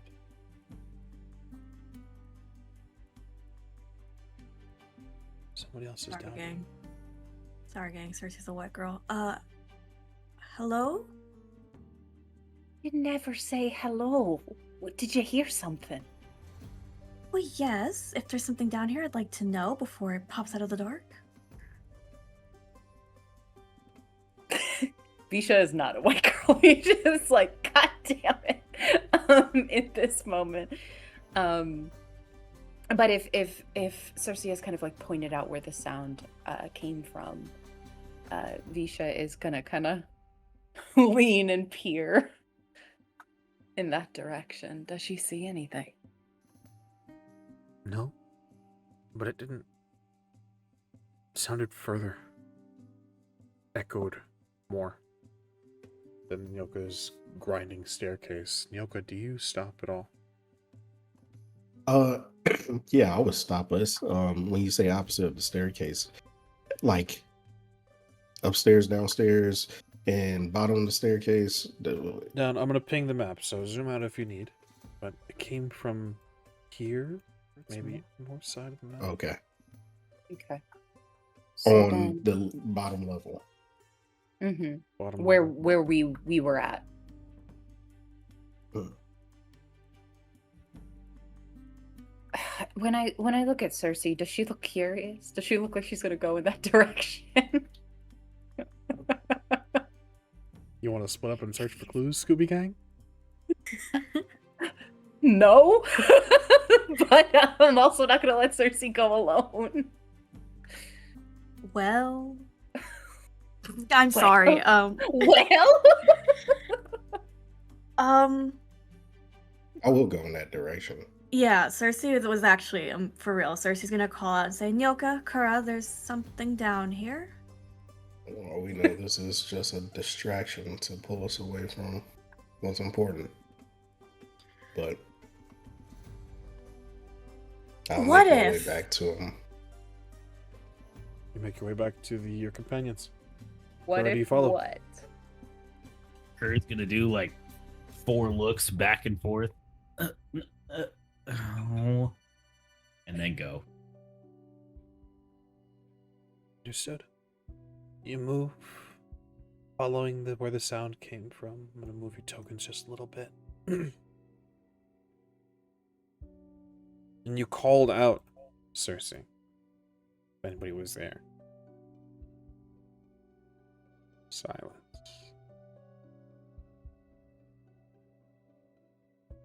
Eerie. Quiet. You move, you check these little rooms where you can see where the dead have rested along the walls. You move upwards. Further up. Sit. Mhm. You said that it sounded like something fell, right? Indeed. But there was no, I don't want to say scuff marks, but no clear, position of landing or perhaps scattered rocks or going off in a direction or nothing like that. You don't see anything that has been moved or scraped? As we're walking in that direction, Visha is going to sharpen her senses. How so? And Detail. she is going to now it allows for me to heighten the sensitivity of sight, smell, and hearing upon casting the spell, and I gain the benefits of night vision, scent tracking, and have a +2 to awareness. However, if I'm subjected to a bright light or very loud noise, I would suffer the staggered condition. It doesn't seem to detail that I have to pick one over the other, so all her senses would essentially light up in this moment. Understood. Go ahead and expend your stamina. And that's Witchers already have that. Just saying. Go fuck yourself. Everyone go ahead and give me another awareness roll. A 15. Is that with the +2? That's with the +2. Understood. 18. 24 again. 22. All of you hear it this time. Now that you know that there's something here, it becomes a little easier. And it's almost like conversation. Speaking. Chanting. It's not in this area. But it doesn't sound like they're trying to be terribly quiet. It just sounds a little muffled from these sounds. Yes, Cersei? Oh no, I was pointing. Cersei would look up, knowing that there was stone scraping against stone, and that the Witchers were ascending. She'll look up towards the ceiling. Nothing there? Visha is going to do something that maybe seems a little weird. She is going to take off her shoes, set them to the side, and essentially pull up her dress to like about her knees, and tie the dress off so that it almost becomes like billowing pants. And she kind of, I think in this moment you see perhaps what was a young Visha, someone who had to scrape by and sneak around and, be a bit of a quiet menace. Oh, hi. And at Cersei looking up, she is also going to look up and nod and then start to retrace her steps back towards those stairs. Quiet, almost as quiet as death. Understood. If we're stealthing,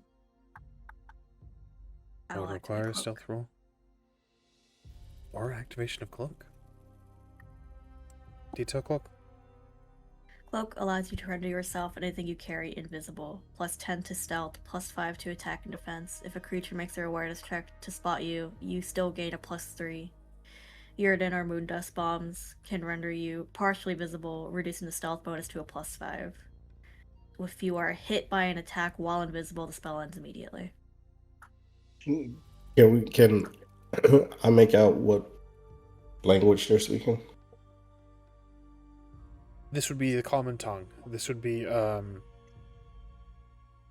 the common tongue of the region. Wouldn't be Okay. essentially English. Is the answer I can give you.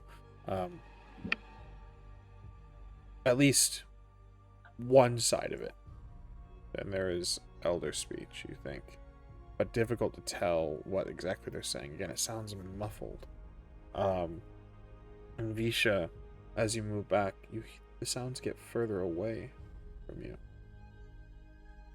So, Visha was not very stealthy. She only got a 7.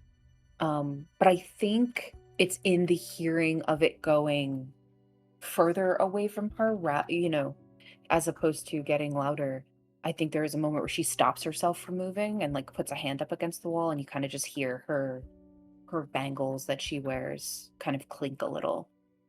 And she looks at the others and says, "It's getting quieter the more I move away."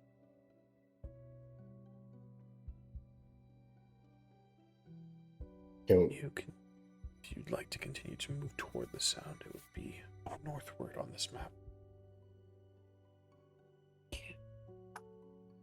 Are we all stealthing? I rolled stealth, I got a 19. I am invisible. Well, I'm stealthing. And Well, I'll give it a shot. I'm disappearing. May as well be invisible with me. 27. 27. So 27, a 19 from you, Cersei. Was that with the +10? Yeah. From you? Okay. 19, 27, 7 from Visha. Kura? 17. All relatively stealth. Cersei is the only one that is truly invisible. And as you move, step further up, further down these halls, it's... Whoa. Calm down. What is this? What is this order? Oh, I was just getting you guys in a line. We can figure out order in a second. Okay. But it gets louder. Not louder in the sense that chanting grows louder, but the muffling is easier to detect. You move into this space and here, you think with your awareness rolls here, something's happening here. Hear a voice saying, "You're doing so well."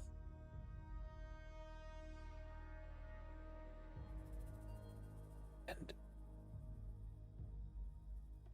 press up against the wall.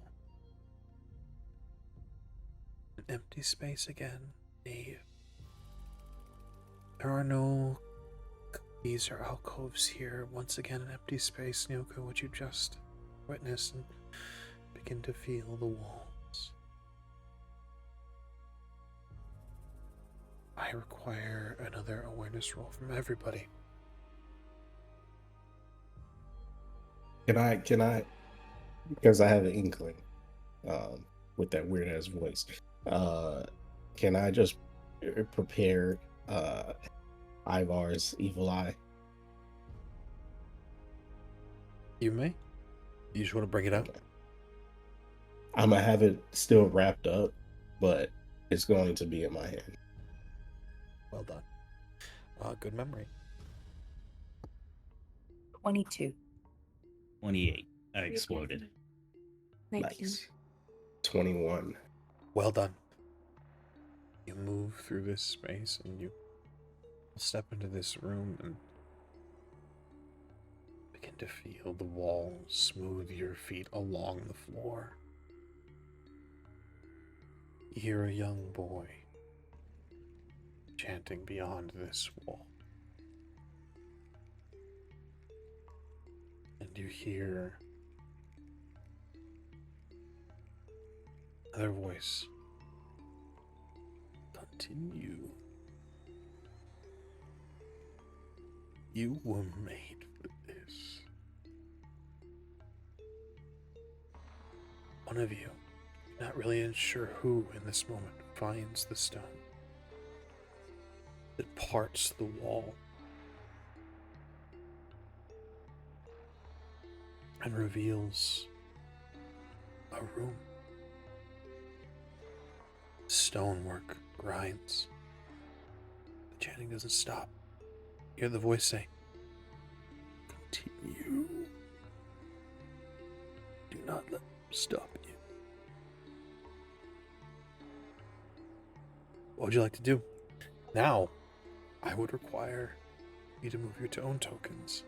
Decide a turn order or busyness and all that. Do we still have our stuff or no?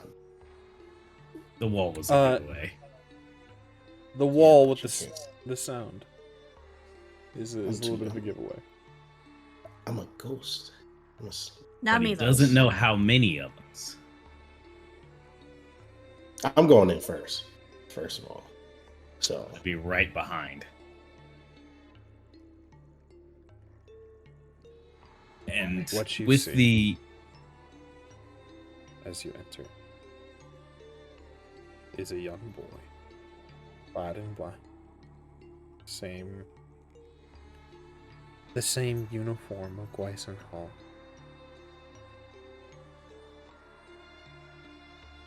A circle in the area. Ritual being done. His eyes are glazed over. His palms are upturned. He is bleeding from his left palm. And there is a creature looming behind him. Hand on its chest. Smile on its face, exposing rotted teeth and empty eyes. Its hand draped loosely over his shoulder. Very well done. Looks in your direction as you enter. Come out of the shadows. Join us.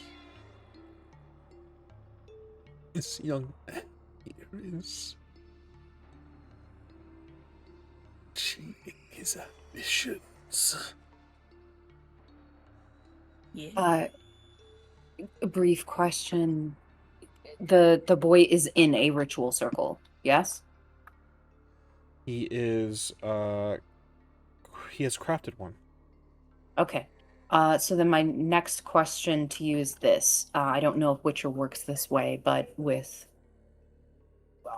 world lore, if you break the circle, it can interrupt the spell. Is that something that we are going with here as well, or no?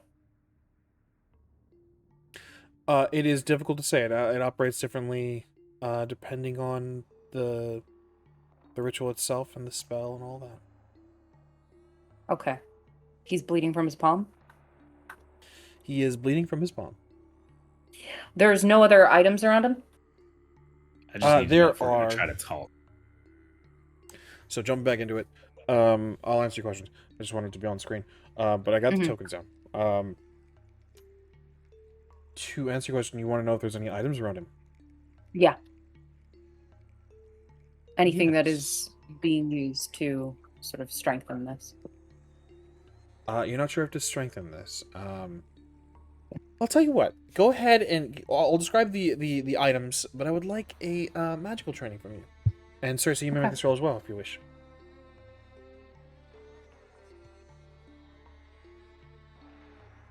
18.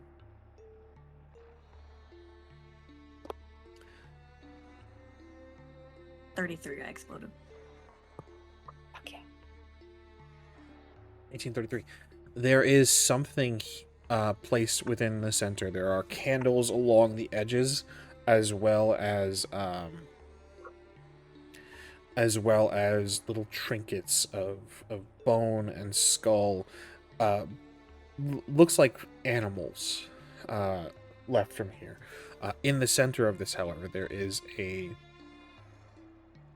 almost like a centerpiece, almost like what you received from Aurelia, but it's not gold or silver. It doesn't have the eye in the center. It's just an old thing, what looks like a little wooden statuette, a little carved man.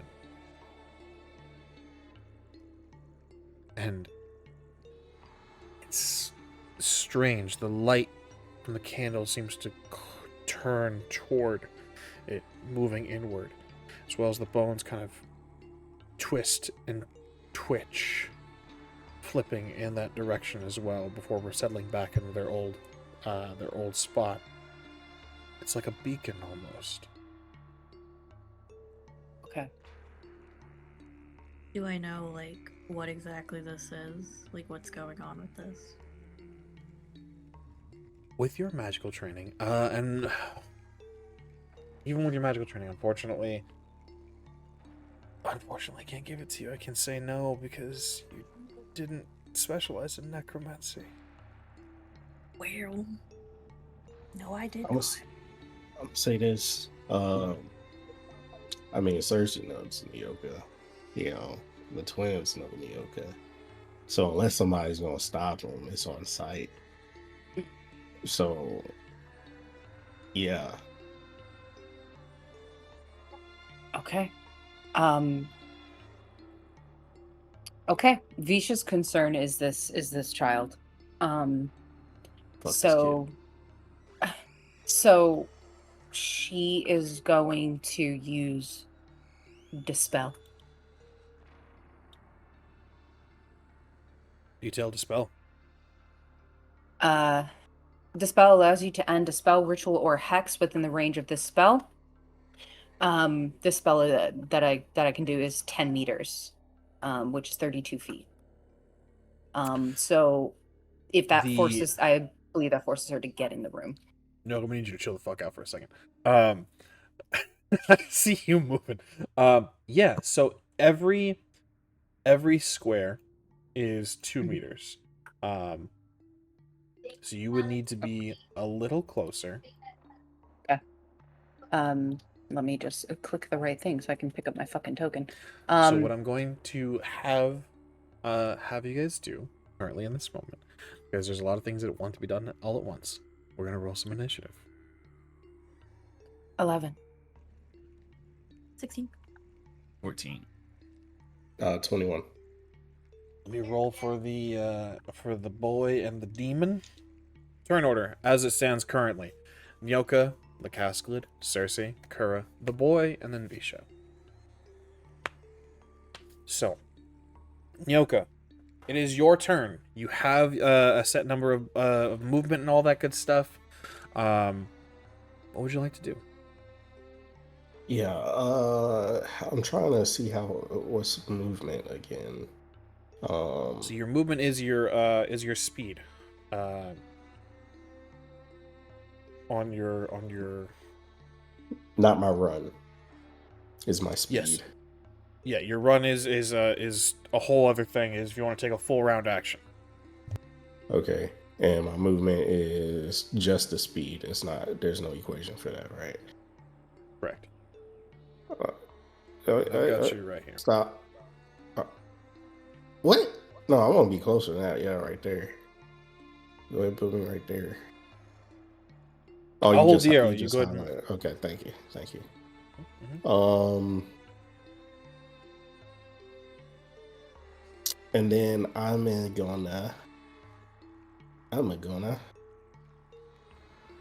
gonna use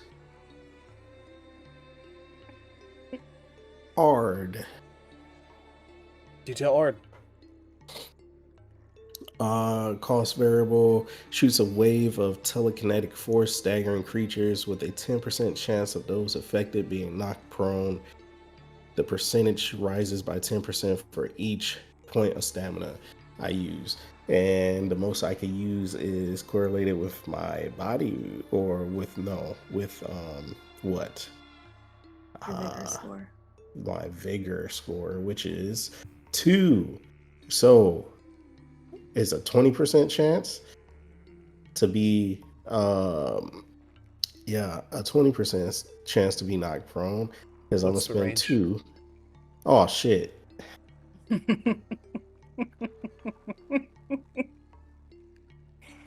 Well, that's a weak at. I'm sorry. Sorry. Signs, buddy, signs. Alrighty then. I changed my mind. You are just a Witcher friend. Well, I could have thought it would have been more than that. Do you want to use your run score and take a full run action to get closer? See, man, that's just overkill. But then I can use my stamina to attack. Mhm. Right. So yeah, I use my action to run. So now I have 27 meters to run instead of just 9.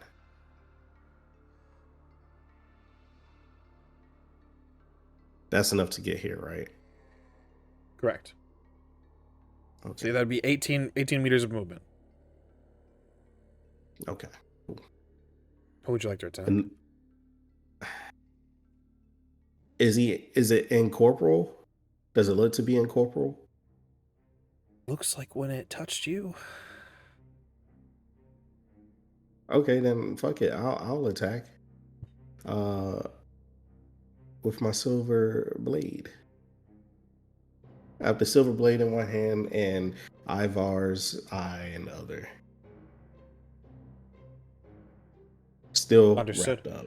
So, first things first, let's go through our handy-dandy combat flow chart. First things first, is this going to be strong or fast? Fast. Aiming for a part? No. Understood. Go ahead and roll me your weapon attack. 10 plus 30. No. I didn't forget this time. 32. 32. That is going to hit. Go ahead and let's see. You apply all your skills and mods. Attack is above defense. Go ahead and roll me your weapon damage. Okay. Am I still rolling to see what body part, or is it because it's a demon? That comes later. Parts? Oh, okay. 12, 14. 14 damage, yeah, with 30% poison. You took the you added up all your extra body and all that good stuff, all the modifiers. Yeah. Yep. All right. So I need you roll me a d10 to determine the body location. 10. 10. Interesting. Body location determined is its left limb. Give me your. It was 14. Yeah, 14 damage. Where was the head? Is 1 the head? 1 is the head. God damn it. It's been a minute. It's okay. So 14. Struck by the stopping power. This does not pierce. No damage is dealt. You have a second attack during your fast attack if you'd like. Well, I mean, yeah. I mean, if I got it, I might as well. You know. Aiming for a part? No. Understood. It's going to take some stamina and roll defense again. So I'll block this time. Well, what the fuck did I just say? 31, 32, 33. Understood. 33 towards 27. No critical or anything like that. Roll me weapon damage.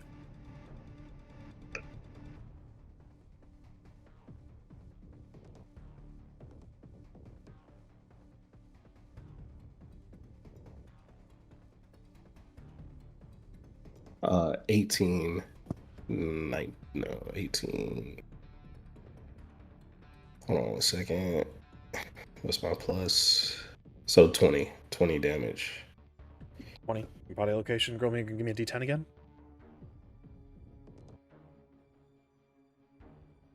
4.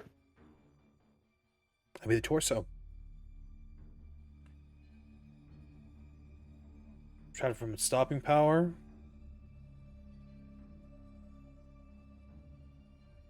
Multiply by the hit location. It's just a straight ×1, so it's standard. Excellent.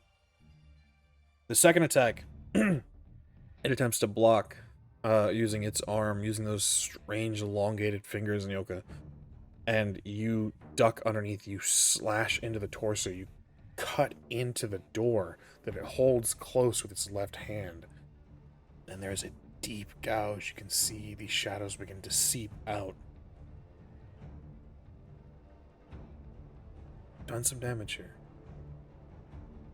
Hell yeah. That would be my turn. Understood. That brings us to the creature.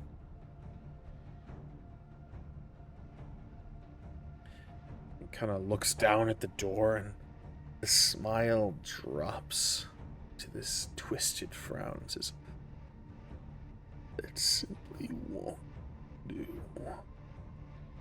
It's going to make some attacks against you, Nyoka. Yeah, you can choose to make a defensive action if you'd like. I'll dodge. Okay, let's have that dodge. 27. 27. Well done. It slashes at you with one of its claws, and you duck below. No hit on this first attack. It's going to attack you again, Yoka. You may spend stamina if you wish to make another defensive action. Yeah. How much stamina is that? 2? It's 3. 3. That's the base for stamina expenditure. So 28 plus 12. 38. 40. Understood. Takes a second to claw attack, does not hit you. It is going to use an ability here. He doesn't have to. Yeah. It's gonna. Instead of taking the movement action, it's going to step into the shadows and reemerge out of Kura's shadow. Oh, god damn it. It could tell. Well, I knew. Fuck. Come to Looming mommy. over you, Kura. It says, "Your master is still so much to learn. I could teach you better." That is its turn. Gonna move over down into Cersei. You are technically still invisible. I sure am. So actually, I kept all this in mind for your edification, GM. I did to my 2 focus when I initially casted Cloak. I was good on that roll. I beat the DC. So my stamina, I only used 8 stamina. For Cloak, how many rounds would you say it's been? Or do you, care about the active stamina cost? We'll say, I normally do care about the active stamina cost. In this moment, I'm going to say that as you guys were searching, you took some time to recover stamina as it opened, so you're good on stamina. Okay. But I'll keep track of the active costs going forward. Fuck. Okay.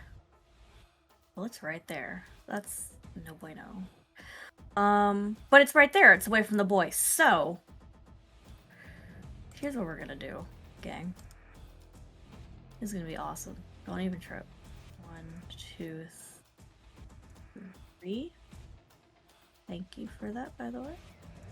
Now, when I attack, I don't break invisibility. It breaks when I get attacked. So I'm going to cast again. I'm gonna roll what is it even called? Expanded magic. And I'm gonna cast Seraph Hall. Detail Seraph Hall. Seraph Hall creates a number of certains from fire magic that swarms over the target. The target is grappled and on fire until they make a dodge escape versus my spellcasting roll. Every round the target fails a dodge escape check, the DC rises by 1 point. Understood. So the initial is a dodge escape as well, correct? Yes. Understood. Versus my spellcasting. So let me roll expanded magic first. B16. I rolled a 19 on the die, so we're good. So now I roll spellcasting. It's not stupendous, but that's an 18. It's a 25. Jesus Christ. So these snakes of flame erupt from your staff. There's he appearing out of nowhere for the most part, from what everyone can see. Slithering across the ground, and they leap at the casket. It moves and sort of shifts, looming over Kura still, as they unfortunately miss its corpus. Would have been great if It's fine. Okay. I will... Oh, man. It's 2 stamina to continue your turn. You take an extra action? Yeah. 3 stamina. 3 stamina, okay.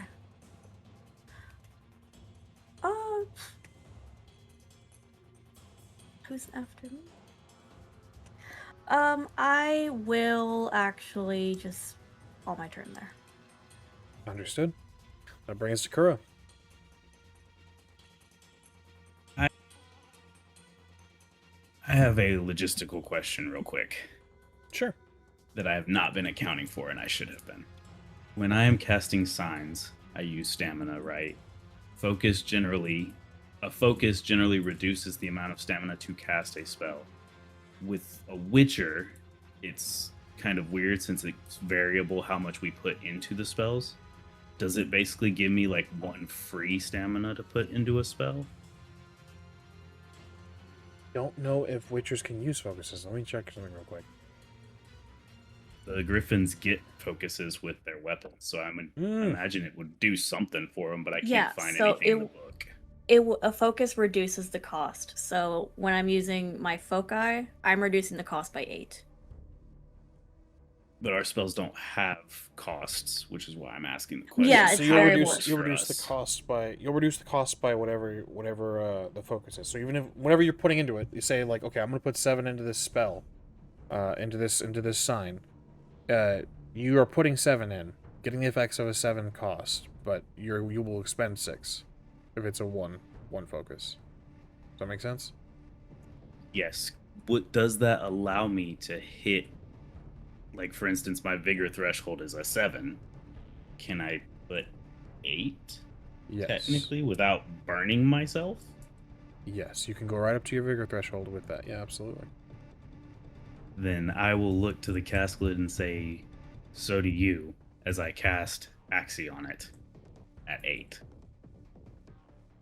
Understood. The I don't think details of Axie. Mm-hmm. Axie stuns an opponent until they can make a stun save at -1 for every 2 points of additional stamina you spend past 1. The stun save becomes harder by 1 point. So every 2 points past 1, it would really benefit you. Really, it would only really benefit you to put the 7. Yes, for this one, I guess. Mm-hmm. Yeah. So, So I need to. What do I need to beat? A stun save of. Detail actually one more time. I'm so sorry. Axie stuns an opponent until they can make a stun save at -1. For every 2 points of additional stamina you spend past 1, the stun save becomes harder by 1 point. But the save will be what? Resist magic then. I will roll resist magic. Excellent. Roll your spellcasting roll, please. 22. Rough dog. 30.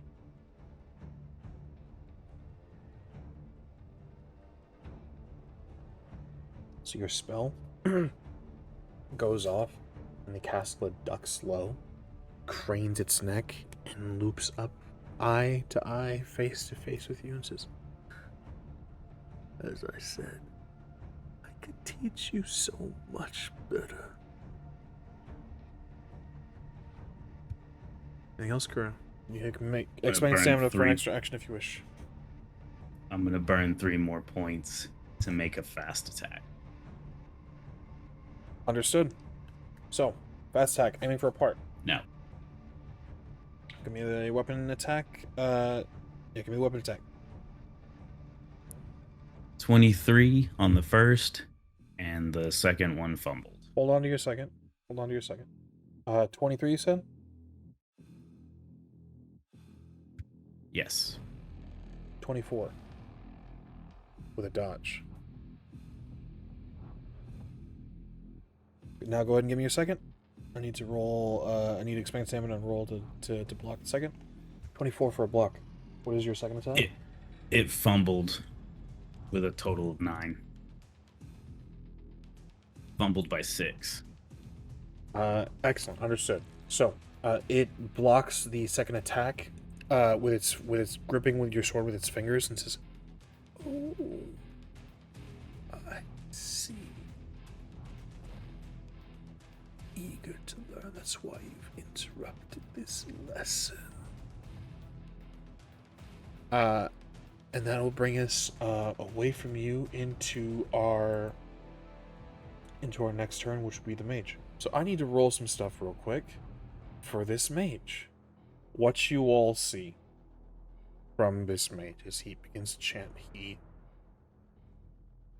eyes glazed over, his back snaps backwards. Chanting doesn't stop, and the blood begins to seep upwards, lifting into the air. What you see, a creature emerges from the circle, almost spawning out of this little wooden doll.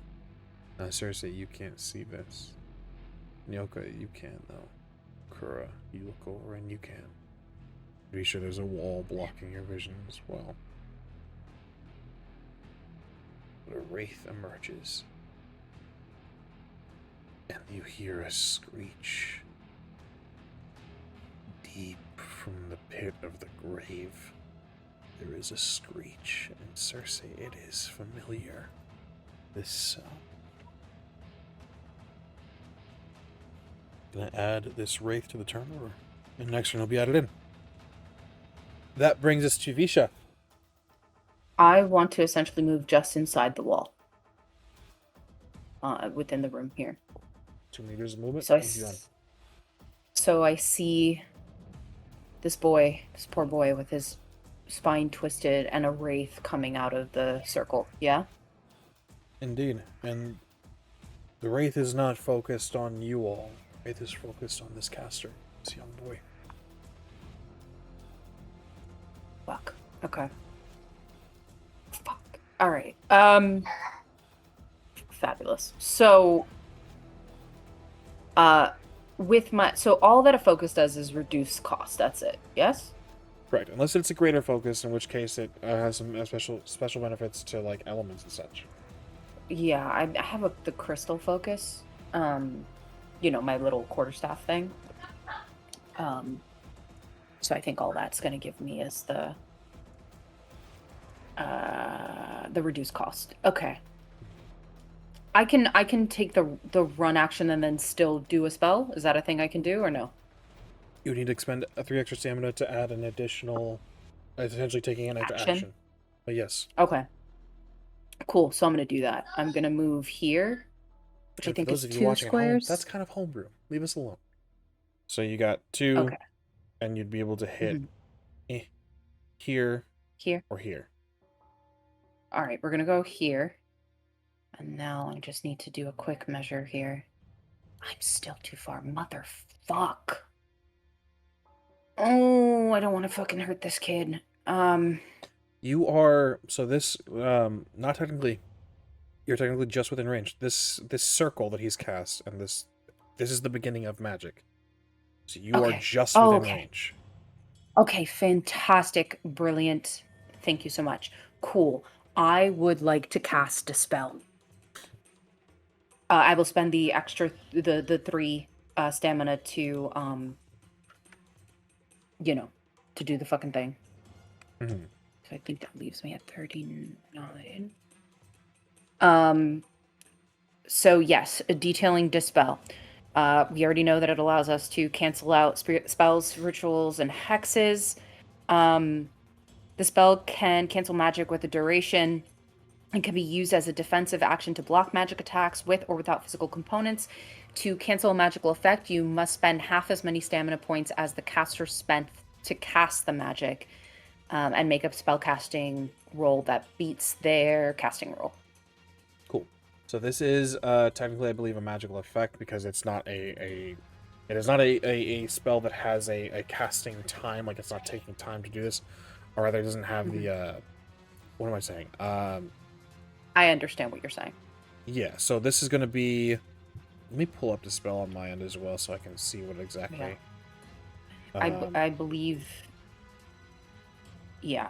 To cancel a magical effect, you must spend half as many stamina points as the caster spent to cast the magic, and make a spell casting roll that beats their casting roll. So I think we're doing spell casting roll off right now. Yes. And then I spend half of whatever they spent to do this ritual. Excellent. Cool. Sweet. So you're gonna spend 5 stamina. That's what he put into this is 10. Okay, so 5, and then with the reduced from my focus, it's reduced by 1. Yes. Your Okay. focus value, your focus level, it's reduced by your focus level.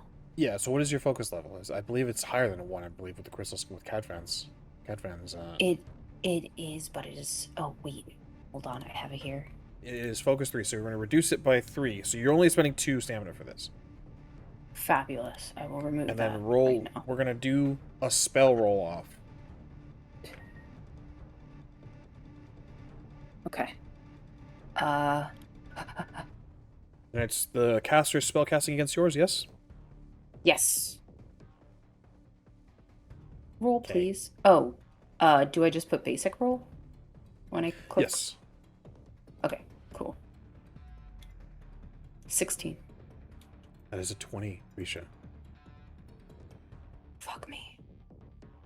Yeah, I think she goes to cast this Dispel, and the magic begins to like reverberate in the air, and her eyes begin to glow. Specifically, her golden eye glows a little brighter. But upon seeing the wraith, and hearing the boy's bones snap, it makes her falter. Almost sputters out like a light. I believe that is all she can do in this moment. Understood. Jumping into our next round. Nyoka, Mm-hmm. you're up. What would you like to do? Taking a look at this wraith in this summoning, does it seem like to be like actively, like, is it just a one and done summoning, or can I make sense of that, or is it actively going to be summoning something? In the quickness of this, and understanding spells and all this, I would require a roll, and this would be an action, which means you would need to spend stamina to make another action. That's fine. Okay, so I would need a roll first. I need you to roll me. I wish there was an understanding magic spell skill. Let's see. Education? Let's deduction? call. Witcher training. I would say Oh. Witcher training, because monster lore. would include magic users as well, unfortunately. So 22. 22. It is not a one and done. In fact, this is the wrong effect. You think this was clearly, if the caster was doing something as intended, his back wouldn't be bent in this misshapen way. Something has gone wrong here. This is the result of chaos. So with that said, and I don't know if this is going to help, but I'm going to go, in the heat of the emotion. And from what I understand, I'm going to go ahead and cease this summoning and spend some stamina to attack this student. Go ahead and give me your attack roll. Fast or strong? I'm going to go with strong, hopefully, because he's standing still, or has been so far. So it exploded. Plus 11, 38. Understood. Go ahead and give me your weapon damage. Actually, it was a 40 with the +2 accuracy. So 6 plus 2, 8 damage. And I think a strong attack doubles it, so 16 damage, if I'm correct. Indeed. So I would like you to roll me a d10 for the location. 2. Torso. Distracted by the mage's stopping power. 16 straight damage to the torso. And it would have the 30% poison application as well. It sure would. So, 16 damage dealt to this mage. He's still holding on as you strike into his torso. The sword protruding from the chest. He's bleeding out. He's not dead yet, though, Yoka. And I will spend another 3 stamina to do another attack. You couldn't. Oh, I couldn't? You've done your action of your roll Oh, to that situation, and then the extra stamina to make this strong attack. okay. That'll bring us to the Casclet. In this is going to make a claw attack at you, Kura. You may feel free to make a defensive roll if you wish. I sure will. 18 for parrying. Parrying. An 18 to the creature's 28. Rather than deal damage, Casclet has an ability. It hits you with a claw attack. It has something called Drag into Shadow. Gaslit hits target with a claw attack. They can pull the target into their personal realm of shadow. Doors open, Kura, as the claws reach out, gripping your shoulder, pulling you closer. It says, "Eat your student. I will be your tutor." And shunts you into its chest. The doors closing behind. Visha, you see this? I think between watching Nyoka shove his sword into a child and her sister disappear into this black hole, the scream that comes out of Visha is blood-curdling and filled with anguish and reverberates up the walls. For flavor, I think her magic lashes out and cracks the stone around her.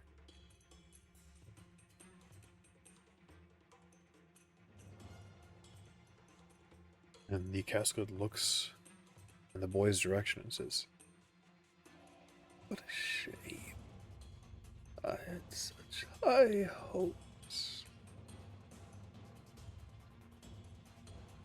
And is going to, I'm going to go ahead and just I'm going to put you over here. It's at the using its teleport in place of its move action. It is going to bring us to Cersei. Oh, well, I thought I knew what I was doing, and now everything has changed. Do I see the castle? You do. It is leaping between shadows. Then the only thing to do is to subdue it. So I will attempt Seraph Hall once again, rolling expanded magic to use both foci. Understood. So now my spellcasting roll. I'll dump all 3 points of luck into this. This is a resist magic roll on the castle's part, correct? It's a dodge escape. Dodge escape. 24. 23. Detail what happens with Seraph Hall. Cersei, preparing to teleport into the room, sees that happen, and her blood's already running cold hearing a wraith, but seeing which has happened to Kura, and seeing the Casclet attempting to escape, will remember what it was like to have someone that she loves kidnapped, and will steel herself and pour her chaos into this spell, chanting in Elder Speech as the snakes come from the staff and slither across the ground around the Cascalid and begin to squeeze and set it on fire. You do this, and this takes damage Oh. each turn, correct? It's for 2d10 rounds. I need to roll that as well. It doesn't say anything about damage, but like, it's on fire. But the DC to escape rises by 1 each turn. That's the big one. Yeah, I believe it's burning, is the effect it gives. Yes. Because we had previously discussed this way back when in Ways Full. Cool. I'll keep track of that. 8, 5, 13 rounds. Annotate that somewhere. Keep track of that, because I'm gonna forget. Perfect. Is there anything else you'd like to do, Cersei? You have you may feel free to take an extra action if you would like to expend stamina. Oh, can I, with my speed, get into this room? What is your speed? 3 squares. 3 squares. But if I go there, I couldn't see past the threshold. I will go there, but I'm keeping my eyes on the Cascalid. Understood. Can I actually see the circle now? Or can I not see? Yeah, you From can my see the position. circle. Okay. And the spell is what, 10 meters? Correct. So, and that's 16 meters away. Okay, then yeah. I'll end my turn there. Excellent. That brings us to Kura. So, Kura, what you see is darkness. There is empty black darkness. Move over on the map. Top left corner for you. Kura. There is the briefest bit of light you can see in darkness. A candle, perhaps. A torch. Not terribly far. But next to you is a grinning, rotted tooth, empty-eyed face. This is where you can safely, securely. What would you like to do? As far as I'm aware, I am basically inside of it, right? Indeed, and yet it is right next to you. I think I want to try to cast Yurden. So you're Yurden creates a large magic circle on the ground around you. Anything that steps into that circle takes a negative to speed and reflex, equal to the number of stamina you spent until they exit the circle. And any incorporeal creatures that enter the circle become corporeal. understood. What is the defense against this roll? I don't think there is one. So you may cast Jordan. This is around you or around the casket? It says it's around me. My thought It's a process is 3 if meter I'm radius. yes, if I'm in it, you know where I'm going with this. Kind of. I don't know if it's gonna work, but I figure it's what else am I gonna do? Well, let's find out together. 3 meter radius, right? Yes.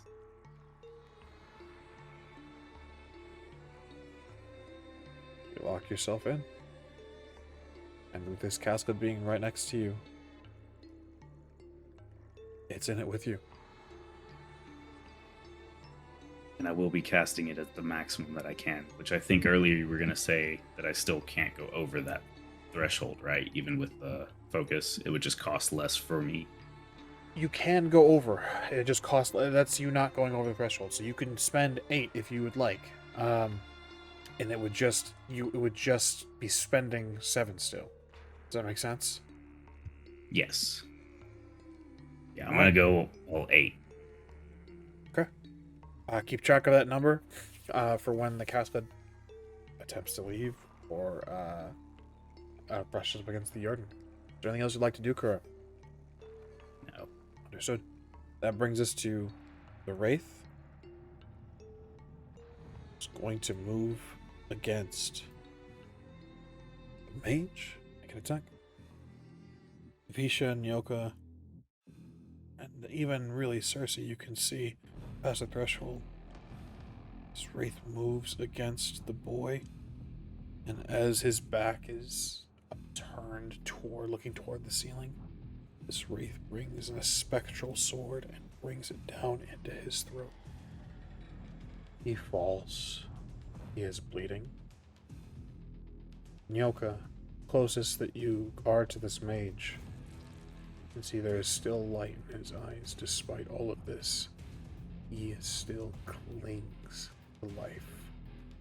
The barest of forms.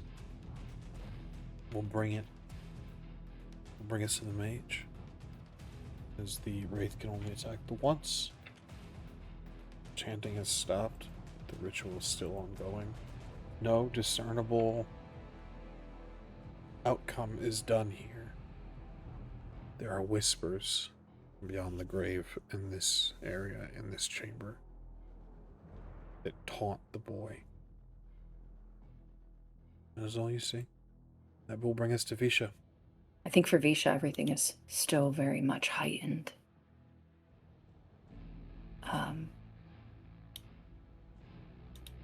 And I think she almost unknowingly is crying. Her heart wants to attack the Cascalid, but she doesn't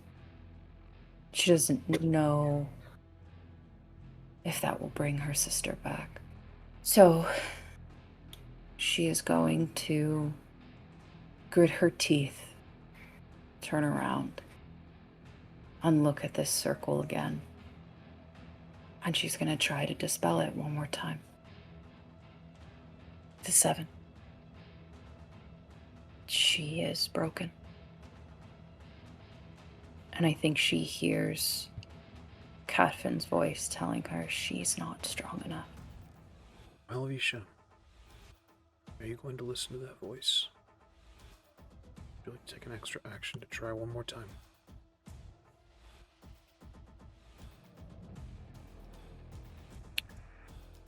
No, I think she is going to try one more time. She's not going to listen to that voice. I think she's baring teeth, clenching her jaw really fucking hard. I think she starts to sweat and her nose begins to bleed as she goes to do this again. You need to expend 3 stamina for the extra action and another 5 for the spell. It's a 29. 29 to a 19.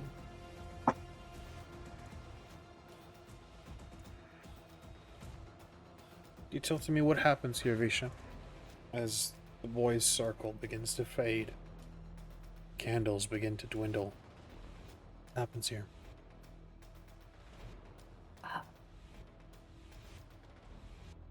I think it's another monstrous scream that comes from her, but this one is of exertion. And sort of with scepter in hand, almost like slashes against the magic of the ritual. When she turns around, Cersei is there behind her, and Cersei... Visha is someone who could be called beautiful, but the scars on her face ruin that. And in this lighting and the anguish and the rage, her face is contorted. She looks horrific. All you see is this black burning rage within her. And I think you recall her saying, sometimes you have to be the monster. And she is going to, if you'll allow, she's going to walk towards this casket. She's going to put herself essentially about here. Just kind of return to that same spot she was at the beginning, just so she can get eyes on it. Do this. Visha, you've expended all your resources this turn. Now this would bring us to the top of the round. However, it is with a sister missing, a spell ended, and a boy in grave, grave danger. This is where we're going to end tonight's episode of Witcher Last Light. Hopefully, you'll see the conclusion of all of this, and it will be a happy one. Regardless, we will see you all next time for the conclusion of this little combat. Next time. See you all soon. Same time. Same place. Same heroes. See you then.